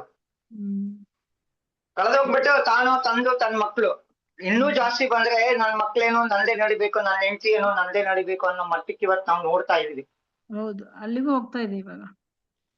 ಮಕ್ಕಳು ಕೆಲವೊಬ್ರು ಹೇಳ್ತಾ ಇರ್ತಾರೆ ನೋಡಿ, ಇವಾಗ ನಾವು ಚೆನ್ನಾಗಿ ಮಕ್ಕಳನ್ನ ಬೆಳೆಸಿರ್ತೀವಿ, ನಾಳೆ ಅವರು ನಮ್ನು ನೋಡ್ಕೊಳ್ತಾರ ಅನ್ನೋ ಗ್ಯಾರಂಟಿ ನಾನ್ ಬಿಟ್ಬಿಟ್ಟಿದೀನಿ, ನನ್ ಪಾಡಿಗೆ ನಾ ಇರ್ತೀನಿ, ಅವ್ರ ಪಾಡಿಗೆ ಅವ್ರು ಇರ್ತಾರೆ. ಹೌದೌದು, ಆತರ ವಾತಾವರಣ ಬಂದಿದೆ. ಆದ್ರೂ ಪ್ರಯತ್ನ ಮಾಡಿ ಸಾಧ್ಯವಾದಷ್ಟು. ಚಿಕ್ಕದ ಆಗ್ತಾ ಹೋದ್ರೆ ಒಂಟಿಯಾಗಿರ್ತಾನೆ ಒಂದಿನ ಮನುಷ್ಯ. ಹಾಗಾದ್ರೆ ಒಂಟಿಯಾಗಿದ್ರೆ ಅಲ್ಲಿ man is the social animal ಅಲ್ವಾ, ಮಾನವ ಸಂಘಜೀವಿ. ಅಲ್ಲಿ ಎಲ್ಲಿ ಕುಟುಂಬ ಅನ್ನೋದು ಬಂತು? ಒಬ್ಬೇ ಇರಕ್ ಆಗದೇ ಇಲ್ಲ ಮನುಷ್ಯ ಅನ್ನೋದು. ಸೊ ಆ ಸಿಚುವೇಶನ್ ಬಂದ್ಮೇಲೆ ಅರ್ಥ ಮಾಡ್ಕೊಳ್ತಾರೆ. ಅವಾಗ ಇನ್ನು ತುಂಬಾ ಸಮಾಜದ ಪರಿಸ್ಥಿತಿನೂ ಹಂಗೆ ಆಗೋಗಿದೆ. ಓದ್ಸಕ್ಕೆಲ್ಲೋ ಹಾಸ್ಟೆಲ್ಗಳು ಕಳಿಸ್ಬಿಡ್ತಾರೆ, ಅವ್ರಿಗೆ ಇಷ್ಟ ಇರ್ತದೆ, ಇಷ್ಟ ಇರಲ್ಲ, ಬಲವಂತ ಮಾಡಿ ನೀನ್ ಇದನ್ನೇ ಓದ್ಬೇಕು ಅಂತಾರೆ, ಅವ್ರು ಓದಕ್ ಆಗಲ್ಲ. ಆಮೇಲೆ ತುಂಬಾ ಪ್ರೀತಿ ಮುದ್ದು ಮಾಡಿ, ಇವಾಗಂತೂ ಯಾರನ್ನ ಹೊಡಿಯೋಂಗಿಲ್ಲ, ಬಡಿಯೋಂಗಿಲ್ಲ ಮಕ್ಕಳನ್ನ. ಹೌದು, ಅದು ಒಂದು ಮಕ್ಕಳ ತಪ್ಪಕ್ಕೆ ದಾರಿ ಮಾಡ್ಕೊಡ್ತಾ ಇದೆ. ಅದು ಅದೇ ಸ್ವಲ್ಪ ಇದು ಮಾಡ್ಕೊಂಡು ನಮ್ಮ ಫ್ಯಾಮಿಲಿಗಳನ್ನ, ನಮ್ಮ ಮಕ್ಕಳನ್ನ ಎಷ್ಟು ಸುರಕ್ಷಿತವಾಗಿ ಇಟ್ಕೋಬಹುದು, ಎಷ್ಟು ಅವ್ರನ್ನ ಒಳ್ಳೆ ದಾರಿಗೆ ತರ್ಬೋದು ಅನ್ನೋದನ್ನ ನಾವು ಖಂಡಿತ ಆ ಹಾದಿಯಲ್ಲಿ ಯೋಚನೆ ಮಾಡ್ಬೇಕಾಗ್ತದೆ. ಯಾಕಂದ್ರೆ ಸುಮಾರು ಇವತ್ತು ನಮ್ಮ ಹತ್ರ ಒಂದು 3,000-4,000 ಮಕ್ಕಳು ಬಿಡಿ, ಅದು ಪ್ರೊಟೆಕ್ಷನ್, ಕೇರ್ ಅಂಡ್ ಪ್ರೊಟೆಕ್ಷನ್ ಅಲ್ಲಿ ಬರ್ತಾರೆ. ಅವ್ರ ಬಡತನ ಇರ್ಬೋದು ಅಥವಾ ಇದ್ದು ಬಂದಿದ್ದೀರಲ್ಲ, ಅದಕ್ಕೆ ನಿಮ್ಗೆ ಆ ನಾಲೆಜ್ ಇದೆ ಅಂತ ಒಂದು. ಆಮೇಲೆ ಇವತ್ತು ನಮ್ಮ ಸೆಂಟರ್ಸ್ ಇರ್ಬೋದು, ಏನು ಈ ಒಂದು ಯಾಕಂದ್ರೆ ಇದೆಲ್ಲ ಇರ್ತಾ ಇರ್ಲಿಲ್ಲ, ಇದೆಲ್ಲ ಹೋಗ್ತಾ ಇರೋದಕ್ಕೆ ಅಲ್ಲಿ ಅಷ್ಟೊಂದ್ ಜನ ಆಗಿರೋದು ಅವ್ರು ಅಲ್ವಾ, ಅಷ್ಟೊಂದ್ ಜನಸಂಖ್ಯೆ ಅಲ್ಲಿ ಜಾಸ್ತಿ ಆಗಿರೋದು. ಇಲ್ಲಿ ಈ ತರ ತೊಂದ್ರೆ ಇರೋದಕ್ಕೆ ಅಲ್ಲಿ ಅಷ್ಟಾಗಿರೋದು. ಅದನ್ನ ನೀವು ಕಣ್ಣಾರೆ ನೋಡಿದೀರಾ, ಅದಕ್ಕೆ ಹೇಳ್ತಾ ಇದ್ದೀರಾ. ಅವ್ರನ್ನೆಲ್ಲ ನೋಡಿದಾಗ ನಿಜವಾಗ್ಲೂ ಅದು ಯಾವ ತರ ಅಸಹಾಯಕತೆ, ನಮ್ಗೆ ನಿಜವಾಗ್ಲೂ ಹೇಳ್ಬೇಕಂದ್ರೆ ಅಸಹಾಯಕತೆನೆ. ಒಂದು ನೀತಿ ಪಾಠ ಇಲ್ಲ ಸ್ಕೂಲ್ಗಳಲ್ಲಿ ಇವತ್ತು, ಮಾರಲ್ ಸೈನ್ಸ್ ಅನ್ನೋದೇ ಇಲ್ಲ. ಅದು That is very ಯಾವ ತರ important. ಅವ್ರನ್ನ ಇದು ಮಾಡ್ಬೇಕು ಅನ್ನೋದು ಗೊತ್ತಾಗಲ್ಲ. ಯಾಕಂದ್ರೆ ಅವ್ರ ಜೊತೆ ಕೆಲಸ ಮಾಡೋ ಕೌನ್ಸಿಲರ್ಸ್ಗಳು ಸಾಯಂಕಾಲ ಆದ್ಮೇಲೆ ಅವ್ರ ಫ್ಯಾಮಿಲಿನ ಅವ್ರು ನೋಡ್ಕೊಳಕ್ ಹೋಗ್ಬೇಕಾಗ್ತದೆ. ಹ್ಮ್ ಒಂದು ನಿಜವಾಗ್ಲೂ ಯಾವ ತರ ಎಲ್ಲಿ ಯಾವ ಮಟ್ಟಕ್ಕೆ ಹೋಗ್ತಾ ಇದೆ ಇವತ್ತು ನಮ್ಮ ಕುಟುಂಬಗಳ ಸ್ಥಿತಿ ಅಂದ್ರೆ, ಅದೇನು ಹೇಳ್ತಾರಲ್ಲ, ನಮ್ ಕಾಲದಲ್ಲಿ ನಾವು ಚೆನ್ನಾಗಿದ್ವು ಮುಂದೆ ಹೆಂಗೋ ಅಂತ ಹಿಂದಿನವ್ರು ಹೇಳೋರು, ಈಗ ನಾವ್ ಹೇಳ್ತಿದ್ವಿ ಮುಂದಿನವ್ರು ಏನ್ ಹೇಳ್ತಾರೋ ಗೊತ್ತಿಲ್ಲ, ಆ ಮಟ್ಟಕ್ಕೆ ಹೋಗ್ಬಿಟ್ಟಿದೆ. ಬಟ್ ಒಂದೊಂದ್ ಕಡೆ ಎಲ್ಲ ಸರಿ ಒಂದೊಂದ್ ಕಡೆ ಎಲ್ಲ ಪಾಲಿಸ್ತಾ ಇದಾರೆ ಕೆಲವೊಬ್ರು. ನಾವು ಕುಟುಂಬ ನೋಡಿದಾಗ ಒಂದ್ ಕಡೆ ಈ ತರ ಆಗ್ತಾ ಇದೆ, ಒಂದ್ ಕಡೆ ತಂದೆ ತಾಯಿಗಳು ಚೆನ್ನಾಗಿ ಕಲ್ಸೋದು ಎಲ್ಲ ಅದೂನು ಇದೆ. ಬಟ್ ಹೌದು ಇದೆ, ಆದ್ರೆ ಅದೂನು ಇದೆ. ಹೆಚ್ಚಿನ ಪರ್ಸೆಂಟೇಜ್ ಏನು ಇವತ್ತು ನಾವು ನೋಡ್ತಿದ್ವಿ, ಹೆಚ್ಚಿನ ಪರ್ಸೆಂಟೇಜ್ ಅಂದ್ರೆ ಮೇಡಮ್ ಎಲ್ಲರಿಗೂ ಒಂದು ಚೆನ್ನಾಗಿ ಅವೇರ್ನೆಸ್ ಮಾಡ್ಬೇಕು. ಈ ಹೋಲಿಸ್ಟಿಕ್ ಹೆಲ್ತ್ ಅನ್ನೋದು ಎಲ್ಲರೂ ತಿಳಿದುಕೊಳ್ಳಲೇಬೇಕಾಗಿರೋ ವಿಷಯ ಅಂತ ಹೇಗೆ ಇವಾಗ ಮ್ಯಾಮ್ ಅದಕ್ಕೆ ಆಲ್ಟರ್ನೇಟಿವ್ ಮೆಡಿಸಿನ್ ಬಸವಣ್ಣ ಬಂದಿದೆ, ಹೇಗೆ ಸಾರಿ ಇವಾಗ ಇಂಟರಪ್ಟ್ ಮೆಡಿಸಿನ್ ಬಂದಿದೆ, ಅದೇ ತರ ಇವಾಗ ನಾವು ಈ ಭಾವನಾತ್ಮಕ ಫ್ಯಾಮಿಲಿ ಸಂಬಂಧಗಳಿಗೆ ಹೆಚ್ಚಿನ ಗಮನ ಕೊಡ್ಬೇಕಾಗ್ತದೆ. ಇಲ್ಲ ನಾಳೆ ಅವ್ರಿಗೆ ಇದು ಬೇಕೇ ಬೇಕು ಅನ್ನೋ ಪರಿಸ್ಥಿತಿ ಬರುತ್ತೆ, ಬಟ್ ಅವ್ರು ಅರ್ಥ ಮಾಡ್ಕೊಳ್ತಾ ಇಲ್ಲ ಅಷ್ಟೇ. ನೆಕ್ಸ್ಟ್ ಮತ್ತೆ ಅವ್ರು ಅಲ್ಲೇ ಬರ್ತಾರೆ. ಮೊದ್ಲಿನ ತರ ಮೇಡಮ್ ಅಷ್ಟು ಅವರ ದೈಹಿಕ ಬದಲಾವಣೆಗಳು ಆ ತರ ಇರ್ತದಲ್ಲ ಅವಾಗ ಆ ಏಜ್ ಅಲ್ಲಿ, ಅಲ್ವಾ? ಹೌದು, ದೈಹಿಕ ಬದಲಾವಣೆಗಳು ಆ ತರ ಇರ್ತದೆ. ಅವರ ಸೋಷಿಯಲ್ ಏನ್ ಹೇಳ್ತೀವಿ ಫ್ರೆಂಡ್ಸ್, ಅವರ ವಾತಾವರಣ, ಅವ್ರು ನೋಡು ಇದು ಎಲ್ಲ ಚೇಂಜಸ್ ಆಗುತ್ತೆ ಮೇಡಮ್. ಅದು ಇವಾಗಿದೆ, ಮೊದ್ಲೆಲ್ಲ ಆ ಏಜ್ ಅಲ್ಲಿ ಅವರು ಇರ್ತಾ ಇದ್ರಲ್ವಾ ಅವಾಗ ಯಾಕೆ ಅವ್ರ ಹಂಗೆಲ್ಲ ಅಂದ್ರೆ ಬಿಹೇವಿಯರ್ ಮಾಡ್ತಾ ಇರ್ಲಿಲ್ಲ. ಸ್ಕೂಲ್ಗಳು ದೂರ ಇರ್ತಾ ಇರ್ಲಿಲ್ಲ, ಹಾಸ್ಟೆಲ್ ಪರಿಸ್ಥಿತಿ ಇರ್ತಾ ಇರ್ಲಿಲ್ಲ, ಈ ತರ ದುಡ್ಡಿನ ಅರ್ನಿಂಗ್ಸ್ ಇಷ್ಟು ಇರ್ತಾ ಇರ್ಲಿಲ್ಲ. ಇವತ್ತು ಎಲ್ಲರೂ ಅರ್ನ್ ಮಾಡ್ತಾರೆ. ಇವತ್ತು ಯಾರು ದುಡ್ಡನ್ನ ನೆನೆಸೋದಿಲ್ಲ, ಎಲ್ಲ ಸ್ವೈಪ್, ಅದ್ರ ಬೆಲೆನೇ ಗೊತ್ತಿಲ್ಲ, ದುಡ್ಡಿನ ಬೆಲೆನೇ ಗೊತ್ತಿಲ್ಲ. ಮಕ್ಕಳಿಗೆ ಏನ್ ಬೇಕೋ ಕೊಡಿಸ್ತಾರೆ, ಎಷ್ಟು ಬೇಕೋ ಕೊಡಿಸ್ತಾರೆ. ಅದು ಯಾಕೆ ಇದಕ್ಕೆ ಮೂಲ ಕಾರಣ ಏನು ಅಂತ ನನ್ನ ವಿಚಾರದ ಪ್ರಕಾರ, ತಾಯಿ ಅನ್ನೋದು ಒಂದು ತುಂಬಾ ಮಹತ್ವವಾದ ಜವಾಬ್ದಾರಿ ಮತ್ತೆ ಮಹತ್ವವಾದ ಇದು. ಆ ತಾಯಿ ಅನ್ನೋದು ಬಿಟ್ಟು ಹೋದ್ರೆ ಮತ್ತೆ ಆ ತಾಯಿಯ ನೆರಳಲ್ಲಿ ಇಲ್ಲ ಅಂದಾಗ ಮಾತ್ರ ಈ ತರ ಎಲ್ಲ ಸಾಧ್ಯ ಆಗೋದು. ಯಾಕಂದ್ರೆ ಆ ಹೃದಯ ನೋಡಿ, ತಾನ್ ಎಷ್ಟೇ ಕಷ್ಟಪಟ್ರು ಆ ಮಗುಗೆ ಒಂದು ಒಳ್ಳೆ ವಾತಾವರಣ ಕಲ್ಪಿಸ್ಬೇಕನ್ನೋದು ತನ್ನ ಒಂದು 100ಕ್ಕೆ 200% ಅಷ್ಟು ಅವಳು ವರ್ಕ್ ಅದ್ರ ಮೇಲೆ ಮಾಡ್ತಾಳೆ, ಅಂದ್ರೆ ಆ ಪ್ರಯತ್ನ ಮಾಡ್ತಾಳೆ. ಅದ್ರ ನೆರಳಲ್ಲಿ ಇದ್ದಾಗ ಮಾತ್ರ ಅದು ಸಾಧ್ಯವಾಗೋದು. ಅದಕ್ಕೆ ತಾಯಿಗಿಂತ ಬಂಧುವಿಲ್ಲ, ಉಪ್ಪಿಗಿಂತ ರುಚಿ ಇಲ್ಲ ಅಂತ ಹೇಳ್ತಾರೆ. ಉಪ್ಪಿಲ್ಲ ಅಂದ್ರೆ ನಮ್ಗೆ ಯಾವ ಅಡ್ಗೆನೂ ಟೇಸ್ಟ್ ಅನ್ಸಲ್ಲ. ಅದೇ ರೀತಿ ತಾಯಿ ಪಾತ್ರ ಬಹಳ ಮಹತ್ವವಾಗಿರೋದು. ಯಾಕಂದ್ರೆ ಅವಳಷ್ಟು ಡೀಪ್ ಆಗಿ ಮಕ್ಕಳನ್ನ ಬೆಳೆಸೋದ್ರಲ್ಲಿ ಬೇರೆ ಯಾರು ಇರಕ್ ಸಾಧ್ಯ ಇಲ್ಲ. ಅದ್ರ ಕೊರತೆ ಆಗ್ಬಾರ್ದು ಅಷ್ಟೇ. ಅವ್ರಿಗೆ ಹೊರೆ ಹೆಚ್ಚಾಗ್ತಾ ಇದೆ ಬರ್ತಾ ತಾಯಿ ಅಂದ್ರೆ ಎಲ್ಲಾ ನಾವೇ ಮಾಡ್ಬೇಕಲ್ಲ. ಹೌದು, ಎಲ್ಲ ಇವತ್ತು ಕೆಲಸ ಮಾಡ್ಬೇಕು, ಮನೆ ಕೆಲಸ ಮಾಡ್ಬೇಕು, ಆಚೆ ಕಡೆ ಕೆಲಸ ಮಾಡ್ಬೇಕು, ಮಕ್ಕಳು ನೋಡ್ಕೋಬೇಕು, ಬರೋಷ್ಟ್ರೊಳಗೆ ಹೊರೆ ಹೆಚ್ಚಾದಾಗ ಅದು ಅವ್ರು ಡಿಪ್ರೆಷನ್ ಹೋಗ್ತಾ ಇದ್ದಾರೆ. ಅದಕ್ಕೆ ಸ್ವಲ್ಪ ತಂದೆ ಆದವರು ಕೂಡ ಅದರಲ್ಲಿ ಇನ್ವಾಲ್ವ್ ಆಗಿ ಅವ್ರದ್ದು ಅಷ್ಟೇ ಜವಾಬ್ದಾರಿ ಅನ್ನೋದನ್ನ ತಿಳ್ಕೋಬೇಕು. ಕುಟುಂಬಗಳಿಲ್ವಲ್ಲ ಮೊದಲು. ಅವರು ಈಗ ಕೆಲಸ ಮಾಡ್ತಾರೆ, ಬ್ರೆಡ್ ಅರ್ನಿಂಗ್ಸ್ ಇದಾರೆ, ಅದು ಡಿಫ್ರೆಂಟ್. ಬಟ್ ಈ ಮೌಲ್ಯವನ್ನ ಕಳ್ಸೋದು, ಚೆನ್ನಾಗಿ ಮಕ್ಕಳಿಗೆ ಏನೆಲ್ಲ ಬುದ್ಧಿ ಹೇಳ್ಕೊಡೋದು, ಆ ತಂದೆ ಪಾತ್ರನೂ ಅಷ್ಟೇ ಈಕ್ವಲ್ ಇಂಪಾರ್ಟೆಂಟ್. ಮ್ಯಾಮ್ ಇನ್ನೊಂದು ವಿಷಯ ಹೇಳ್ತೀನಿ. ಏಜ್ ಆದ್ಮೇಲೆನೂ ದುಡಿಬಹುದು. ಅದಕ್ಕೆ ನಾವ್ ಯಾವ ರೀತಿ ಸಂಪಾದನೆ ಮಾಡ್ಬೇಕು ಅನ್ನೋದಕ್ಕೆ 1000 ದಾರಿಗಳಿರ್ತವೆ. ಆದ್ರೆ 15 ವರ್ಷದವರೆಗೂ ಮಾತ್ರ ಮಕ್ಕಳನ್ನ ನಾವಾಗೆ ಬೆಳೆಸಿದ್ರೆ ಮಾತ್ರ ಅವ್ರು ನಮ್ ಕತ್ತಿಡ ತಳ್ಳದ್ರುನು ಅವ್ರು ಹೊರಗೆ ಹೋಗಲ್ಲ. ಅದು ಮಾತ್ರ 100%. Very delicate. ಮತ್ತೆ ಅವ್ರಿಗೆ ತಿಳುವಳಿಕೆ ಬರೋವರೆಗೂ ಬೇಕು ನಾವು. ಅದು ಮಾತ್ರ ಬಹಳ ಮುಖ್ಯ ಅನ್ಸುತ್ತೆ ನನಗೆ. ಮೇಡಮ್ ಇವತ್ ಮದ್ವೆ ಆಗಕ್ ಮುಂಚೆನೆ ಎಲ್ಲ ಕೆಲ್ಸಕ್ಕೆ ಸೇರಿರ್ತಾರೆ. ನನ್ ಸ್ಟೇಟಸ್ ಬೇಕಾದಂಗ್ ಮದ್ವೆ ಆಗ್ಬೇಕು, ಮಕ್ಕಳನ್ನ ಒಳ್ಳೆ ಸ್ಕೂಲ್ ಸೇರ್ಸಕ್ ಒಳ್ಳೆ ಸಂಬಳ ಬರ್ಬೇಕು, ಅದು ಬೇಕು. ಇವಾಗ ಹಂಗ್ ಮಾಡ್ಕೊಂಡ್ ಹೋಗಿ ಇವಾಗ ಇದು ಚೇಂಜ್ ಆಗ್ತಾ ಇರೋದು. ದುಡ್ಡು ಇಂಪಾರ್ಟೆಂಟ್ ಅನ್ನೋ ಇದಕ್ ಹೋಗದ್ಮೇಲೆ ಈ ಕಡೆ ಇದು ತೊಂದ್ರೆ ಆಗ್ತಾ ಇರೋದು. ಮೌಲ್ಯಗಳೆಲ್ಲ ಹೋಗ್ತಾ ಇರೋದು, ಚೆನ್ನಾಗಿ ಹೇಳ್ಕೊಡದೆ ಇರೋದು. ಅವ್ರು ಇನ್ನೇನೋ ಕೆಟ್ಟ ಕೆಲಸ ಮಾಡ್ಕೊಂತೀರಿ. ನಿನ್ನೆ ಒಂದು ವಿಡಿಯೋ ನೋಡಿದೆ, ಅದು ಹೆಂಗೆ ಈ ಬೆಂಗಳೂರಲ್ಲೇ ನೋಡಿ ಆಗಿರೋದು. ಅದು ಇವಾಗಿನ ನ್ಯೂಸ್ ಅಲ್ಲಿ ಬರುತ್ತೆ ಇವತ್ತು. ದುರಂದರ್ ಮೂವಿನಲ್ಲಿ ಹೆಂಗ ಅವನು ಹೊಡಿತಾ ಇದ್ನಲ್ಲ, ಹಂಗ ಯಾರೋ ಒಬ್ರು ಹೊಡಿತಾ ಇದಾರೆ. ಮೂವಿಯಿಂದ ಇಷ್ಟೊಂದು ಇನ್ಸ್ಪೈರ್ಡ್ ಆಗಿ ಹಿಂಗ್ ಹೊಡಿತಾ ಇದಾರಂತ ಎಲ್ಲ ಕಮೆಂಟ್ ಮಾಡಿದ್ರು. ಅದಕ್ಕೆ ಅಂದ್ರೆ ಮನುಷ್ಯನಿಗೆ ಒಂಥರ ಇದನ್ನೇ ಇಲ್ಲ. ಯಾರ್ನ್ ಬೇಕಾದ್ರೆ ಎಲ್ಲಿ ಬೇಕಾದಲ್ಲಿ ಹೊಡೆಯೋದು ಇಂಥ ಸಿಟಿನಲ್ಲಿ ಆಗ್ತಾ ಇದಾವೆ ಕಾಮನ್ ಆಗ್ಬಿಟ್ಟಿದಾವೆ ಈಗ ಎಲ್ಲವು. ಅದು ಒಂದು ಅಂದ್ರೆ ಆಗ್ಬಿಟ್ಟಿದೆ ಅದು. ಅದು ಒಂದೇ ಅಲ್ಲ ಮೇಡಮ್, ಅದನ್ನ ನೋಡಿ ಇನ್ಸ್ಪೈರ್ ಆಗಿದಾರೋ ಇಲ್ಲ ಅಥವಾ ಅದನ್ನ ನೋಡಿದ ಮೇಲೆ ಅವ್ರಿಗೆ ಆ ಧೈರ್ಯ ಬಂತೋ ಆ ಗೊತ್ತಿಲ್ಲ. ತರಾನೇ ಮಾಡ್ತಾ ಇದಾರೆ ಅವರು, ಅದಕ್ಕೆ ಬೇರೆಯವರು ಆ ಮೂವಿ ನೋಡಿ ಮಾಡ್ತಾ ಇದಾರೆ ಇವರು ಅಂತ. ಬೆಂಗಳೂರಲ್ಲೇ ಆಗಿರೋದು ಅದು, ಬೆಂಗಳೂರಲ್ಲೇ. ಅದು ಏನಂದ್ರೆ ಎಷ್ಟೊಂದು ವಿಷಯದಲ್ಲಿ ನಾವು ತಪ್ತಾ ಇದೀವಿ. ಪ್ರತಿಯೊಂದು ನೋಡ್ಲೇಬೇಕಾದ ಅವಶ್ಯಕತೆನೇ ಇಲ್ಲ. ಹೌದು. ಅದ್ರಲ್ಲೂನು ಈಗ ಮಕ್ಕಳನ್ನ ಕರ್ಕೊಂಡು ಹೋಗ್ಬೇಕಾಗಿರೋ ಅದ್ರಲ್ಲಿ ಬರ್ದೇ ಇರ್ತಾರೆ ಈ ಸ್ಟೇಜಿನ ಅಲ್ಲ ಮಕ್ಕಳಿಗೆ ಯಾವ ಅಂತವೆಲ್ಲ ಈ ಫಿಲಂ ಮಕ್ಕಳು ನೋಡಿದ್ರೆ ಎಷ್ಟು ಹಿಂಸೆ ಅಲ್ವಾ. ಏನ್ ಅವ್ರ ಒಂದು ಬಾಲ್ಯ ಏನಿದೆಯಲ್ಲ ಅದು ಬಾಲ್ಯ ತರ ಇರಲ್ಲ ಇಂಥದೆಲ್ಲ ನೋಡಿದ್ರೆ. ಯಾಕಂದ್ರೆ ಈ ಮಕ್ಕಳು ನೋಡ್ತಾ ಮೊಬೈಲ್ ಇಸ್ಕೊಂತಾರೆ, ನಡುವೆ ಅದ್ ಬಂದ್ಬಿಟ್ರೆ ಅದು ಅವನು ಏನೇನೋ ಕ್ಯೂರಿಯಾಸಿಟಿ ಜಾಸ್ತಿ ಇರುತ್ತೆ ಮಕ್ಳಿಗೆ. ಅವೆಲ್ಲ ನೋಡಿದ್ರೆ ಅದು ಇದು bad ಕ್ಯೂರಿಯಾಸಿಟಿ impression ಅದು. ಕೆಟ್ಟದ್ ನೋಡಕ್ಕೆ ತುಂಬಾ ಬೇಗ ಮನಸ್ಸು ಹಾತೊರ ಇರುತ್ತೆ, ಒಳ್ಳೇದಕ್ಕಿನ ಕೆಟ್ಟ ಕೆಲಸ ಮಾಡಕ್ಕೆ ಬೇಗ ಮನಸ್ಸು ಬರುತ್ತೆ, ಒಳ್ಳೇದ್ ಮಾಡೋದು. ಕ್ಯೂರಿಯಾಸಿಟಿ ಇರುತ್ತೆ ಮಕ್ಕಳಲ್ಲಿ, ಸೊ ಆ ತರ ಎಫೆಕ್ಟ್ ಆಗ್ತಾ ಇದೆ. ಕ್ಯೂರಿಯಾಸಿಟಿಗೋಸ್ಕರ ನೋಡಕ್ ಹೋಗ್ತಾರೆ, ಅದು ಹೆಚ್ಚಾಗ್ತಾ ಹೋಗ್ತದೆ. ನಮ್ಮ ಡ್ರಗ್ಸ್ ಚಟ ಇಡ್ದಂಗೆ ಸಿಗರೆಟ್ ಫಸ್ಟ್ ಕ್ಯೂರಿಯಾಸಿಟಿ ಸೇರ್ತಾರೆ, ಆಮೇಲೆ ಚಟ ಆಗ್ತಾರೆ. ಅಲ್ಲ ಈಗ ಎಷ್ಟೊಂದು ಮೂವಿಗಳು ಬಂದಿದೆಯಲ್ಲ ಮೇಡಮ್, ಯೋಗಿ ಆದಿತ್ಯನಾಥ್ ಅವ್ರ ಚರಿತ್ರೆ ಆಗಿರ್ಬೋದು, ಆಮೇಲೆ ಜಗನ್ನಾಥ ಮೂವಿ ಇರ್ಬೋದು, ಈ ತರ ಎಷ್ಟೊಂದು ಅಂತ ಮೂವಿ ನೋಡಿ ಬರಲ್ಲ ನೋಡಿ. ಇಲ್ಲ ಅದನ್ನ ಕಂಪ್ಲೀಟ್ ಅರ್ಥ ಮಾಡ್ಕೊಂಡು ಅವ್ರಿಗೆ ಹೇಳಿದ್ರೆ ಅವ್ರಿಗೆ ನೋಡ್ತಾರೆ ಮೇಡಮ್.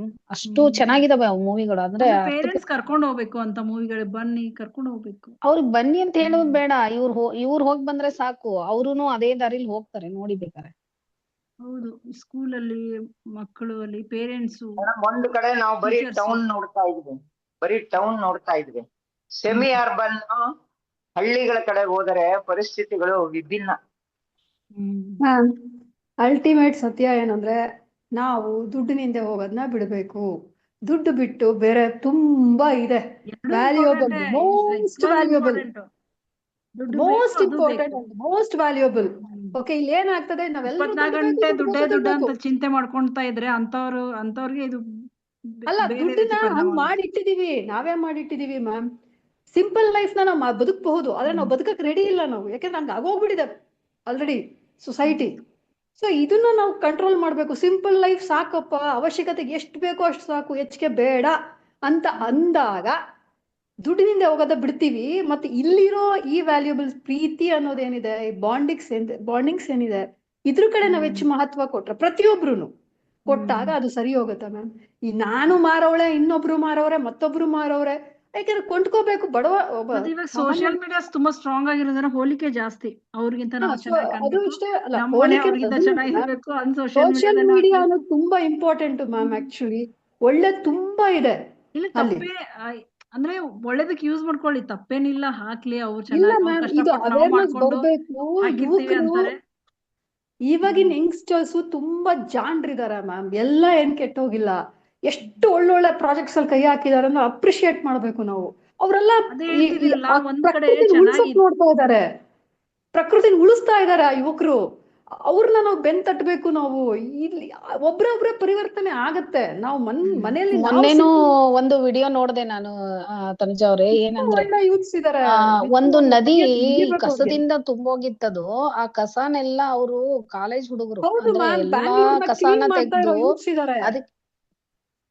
ಅದನ್ನ ನೋಡದ್ಮೇಲೆ ಅದು ಮೊದಲಿರೋ ರೀತಿ ಆಮೇಲೆ ಅವ್ರು ಮಾಡಿರೋ ರೀತಿ ನೋಡಿದ್ರೆ ಅಜಗಜಾಂತರ ವ್ಯತ್ಯಾಸ.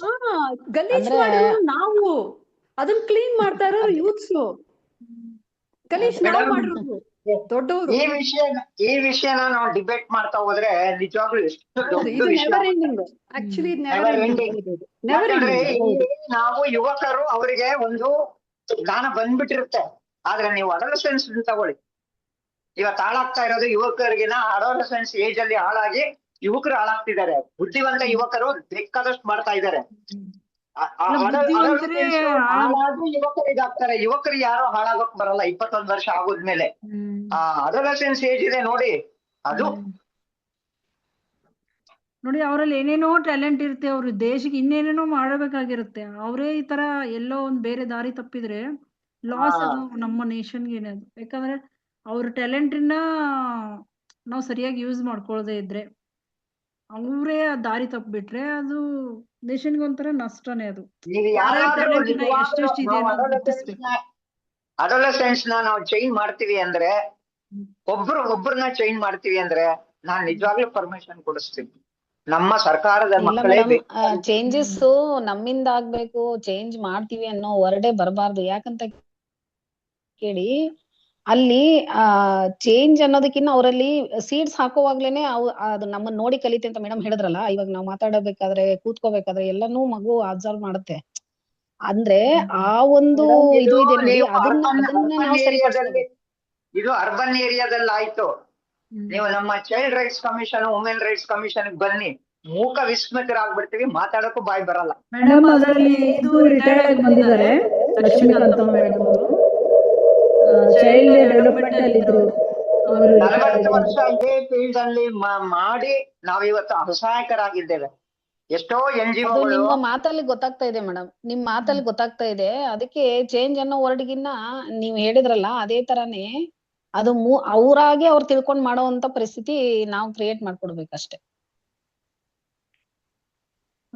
ನಾವ್ ಹೇಳೋಷ್ಟು ಸುಲಭ ಅಲ್ಲ ಮೇಡಮ್, ನಾವ್ ಹೇಳೋಷ್ಟು ಸುಲಭ ಅಲ್ಲ. ಒಂದೊಂದು ಕುಟುಂಬ ಪ್ರತಿಯೊಂದು ಅವ್ರವ್ರ ಕುಟುಂಬದಲ್ಲಿ ಅವ್ರವ್ರು ಮಾಡಿದ್ರೆ ಸಾಕು. ಅದು ಒಂದೊಂದು ಕೇಸ್ ಫೈಲ್ ತಗೊಂಡು ಮುಗಿದು ನೋಡ್ಬಿಟ್ರೆ, ಅವರ ಫ್ಯಾಮಿಲಿ ಹಿಸ್ಟ್ರಿಗೆ ಹೋದ್ರೆ, ಒಂದೇ ಒಂದು ಉದಾಹರಣೆ ಹೇಳ್ತೀನಿ ನಾನು. ಒಂದೇ ಒಂದು ಅಲೋ ಮಾಡಿದ್ರೆ ಗೀತಾ ಮೇಡಮ್, ಇವತ್ತು ಪ್ರಾಸ್ಟಿಟ್ಯೂಷನ್ ನಾವು ನೋಡಿದೀವಿ. ಕೆಲವರು ಬೇಕು ಅಂತ ಹೋಗ್ತಾರೆ ಪ್ರಾಸ್ಟಿಟ್ಯೂಷನ್, ಕೆಲವರಿಗೆ ಖುಷಿಗೆ ಹೋಗ್ತಾರೆ, ಕೆಲವರು ದುಡ್ಡು ಸಂಪಾದನೆಗೆ ಹೋಗ್ತಾರೆ, ಕೆಲವರು ಫ್ಯಾಮಿಲಿ ಮೇಂಟೈನ್ ಮಾಡಕ್ ಹೋಗ್ತಾರೆ. ಒಂದೇ ಒಂದು ಕೇಸಲ್ಲಿ ನಿಮ್ಮ ಯಾರೇ ಬ್ರಾತಲ್ ಇದ್ರಲ್ಲಿ ಅರೆಸ್ಟ್ ಆದ್ರೂ ನಮ್ಮ ಇನ್ಸ್ಟಿಟ್ಯೂಷನ್ಗೆ ಬರ್ಬೇಕು. ನಾನು ಅದರ ಇನ್ಸ್ಟಿಟ್ಯೂಷನ್ ಅಡಿಷನಲ್ ಚಾರ್ಜ್ ತಗೊಂಡಿದ್ದೆ. ಒಂದ್ಸಾರಿ ರಾತ್ರಿ ಹೊತ್ತು ಕೂತ್ಕೊಂಡು ಮಾತಾಡ್ತಾ ಇದ್ದೆ ಎಲ್ಲ ಕೇಸ್ ಇನ್ಮೇಟ್ಸ್ ಹತ್ರ. ಏನಮ್ಮ ನಿನ್ಗೆ ಇಷ್ಟು ವಯಸ್ಸಾಗಿದೆ, ನಿನ್ಗೆ ಈ ಕೆಲಸ ಮಾಡ್ಬೇಕಾ ಅಂತ ಅಂದೆ. ಅಮ್ಮ ಬಂದ್ ನನ್ ಕಾಲ ಹತ್ರ ಕೂತ್ಲು. ಅಮ್ಮ ನನ್ ಕತೆ ಸ್ವಲ್ಪ ಹೇಳ್ತೀನಿ ಕೇಳಿ ಅಂದ್ಲು. ನಾಚಿಕೆ ಆಗಲ್ವ ನಿನ್ಗೆ ನಿನ್ ಕತೆ ಹೇಳೋದು ಅಂದೆ. ಅಮ್ಮ ಒಂದೇ ಒಂದ್ ನಿಮಿಷ ಕೇಳಿ ಅಂದ್ಲು. ನನಗೆ ಗಂಡ ಇಲ್ಲ, ನಾನು ಓದಿಲ್ಲ, ನನ್ನ ಮಕ್ಕಳು ಸ್ಕೂಲ್ಗೆ ಹೋಗ್ತಾ ಇದಾರೆ, ನನ್ನ ತಾಯಿ ಬೆಡ್ ರಿಡನ್, ನಾನು ಬಾಡಿಗೆ ಕಟ್ಟಬೇಕು, ಮನೆ ಮೇಂಟೈನ್ ಮಾಡ್ಬೇಕು. ನನಗೆ ನೀವು ಒಂದು ಕೆಲಸ ಕೊಡ್ಸಿದ್ರೆ ನಾನು ಈ ಕೆಲಸ ಬಿಟ್ಬಿಡ್ತೀನಿ. ನಾನು ಗಾರ್ಮೆಂಟ್ಸ್ ಕೆಲ್ಸಕ್ಕೆ ಹೋಗ್ತೀನಿ ಅಂತೇಳಿ ಮನೆಯಿಂದ ಬರ್ತೀನಿ. 9 ಗಂಟೆಗೆ ಮಕ್ಕಳನ್ನ ಸ್ಕೂಲ್ ಕಳಿಸಿ ತಾಯಿಗೆ ಏನ್ ಮಾಡ್ಬೇಕೋ ಮಾಡಿಟ್ಬಿಟ್ಟು ಬಾಕ್ಲ ಹಾಕೊಂಡ್ ಬರ್ತೀನಿ. ಮಕ್ಕಳು 4 ಗಂಟೆಗೆ ಬರೋಷ್ಟ್ರೊಳಗೆ ನಾನ್ ಮನೆ ಸೇರಿರ್ತೀನಿ. ನೀವು ಇಷ್ಟು ಖರ್ಚಿಗೆ ನೀವು ಒಂದು ಕೆಲಸ ಕೊಡಿಸಿ ನಾನ್ ಬಿಟ್ಬಿಡ್ತೀನಿ. ಉತ್ತರ ಕೊಡಿ ಅಮ್ಮ ಯಾರಾದ್ರೂ ಇದ್ರೆ.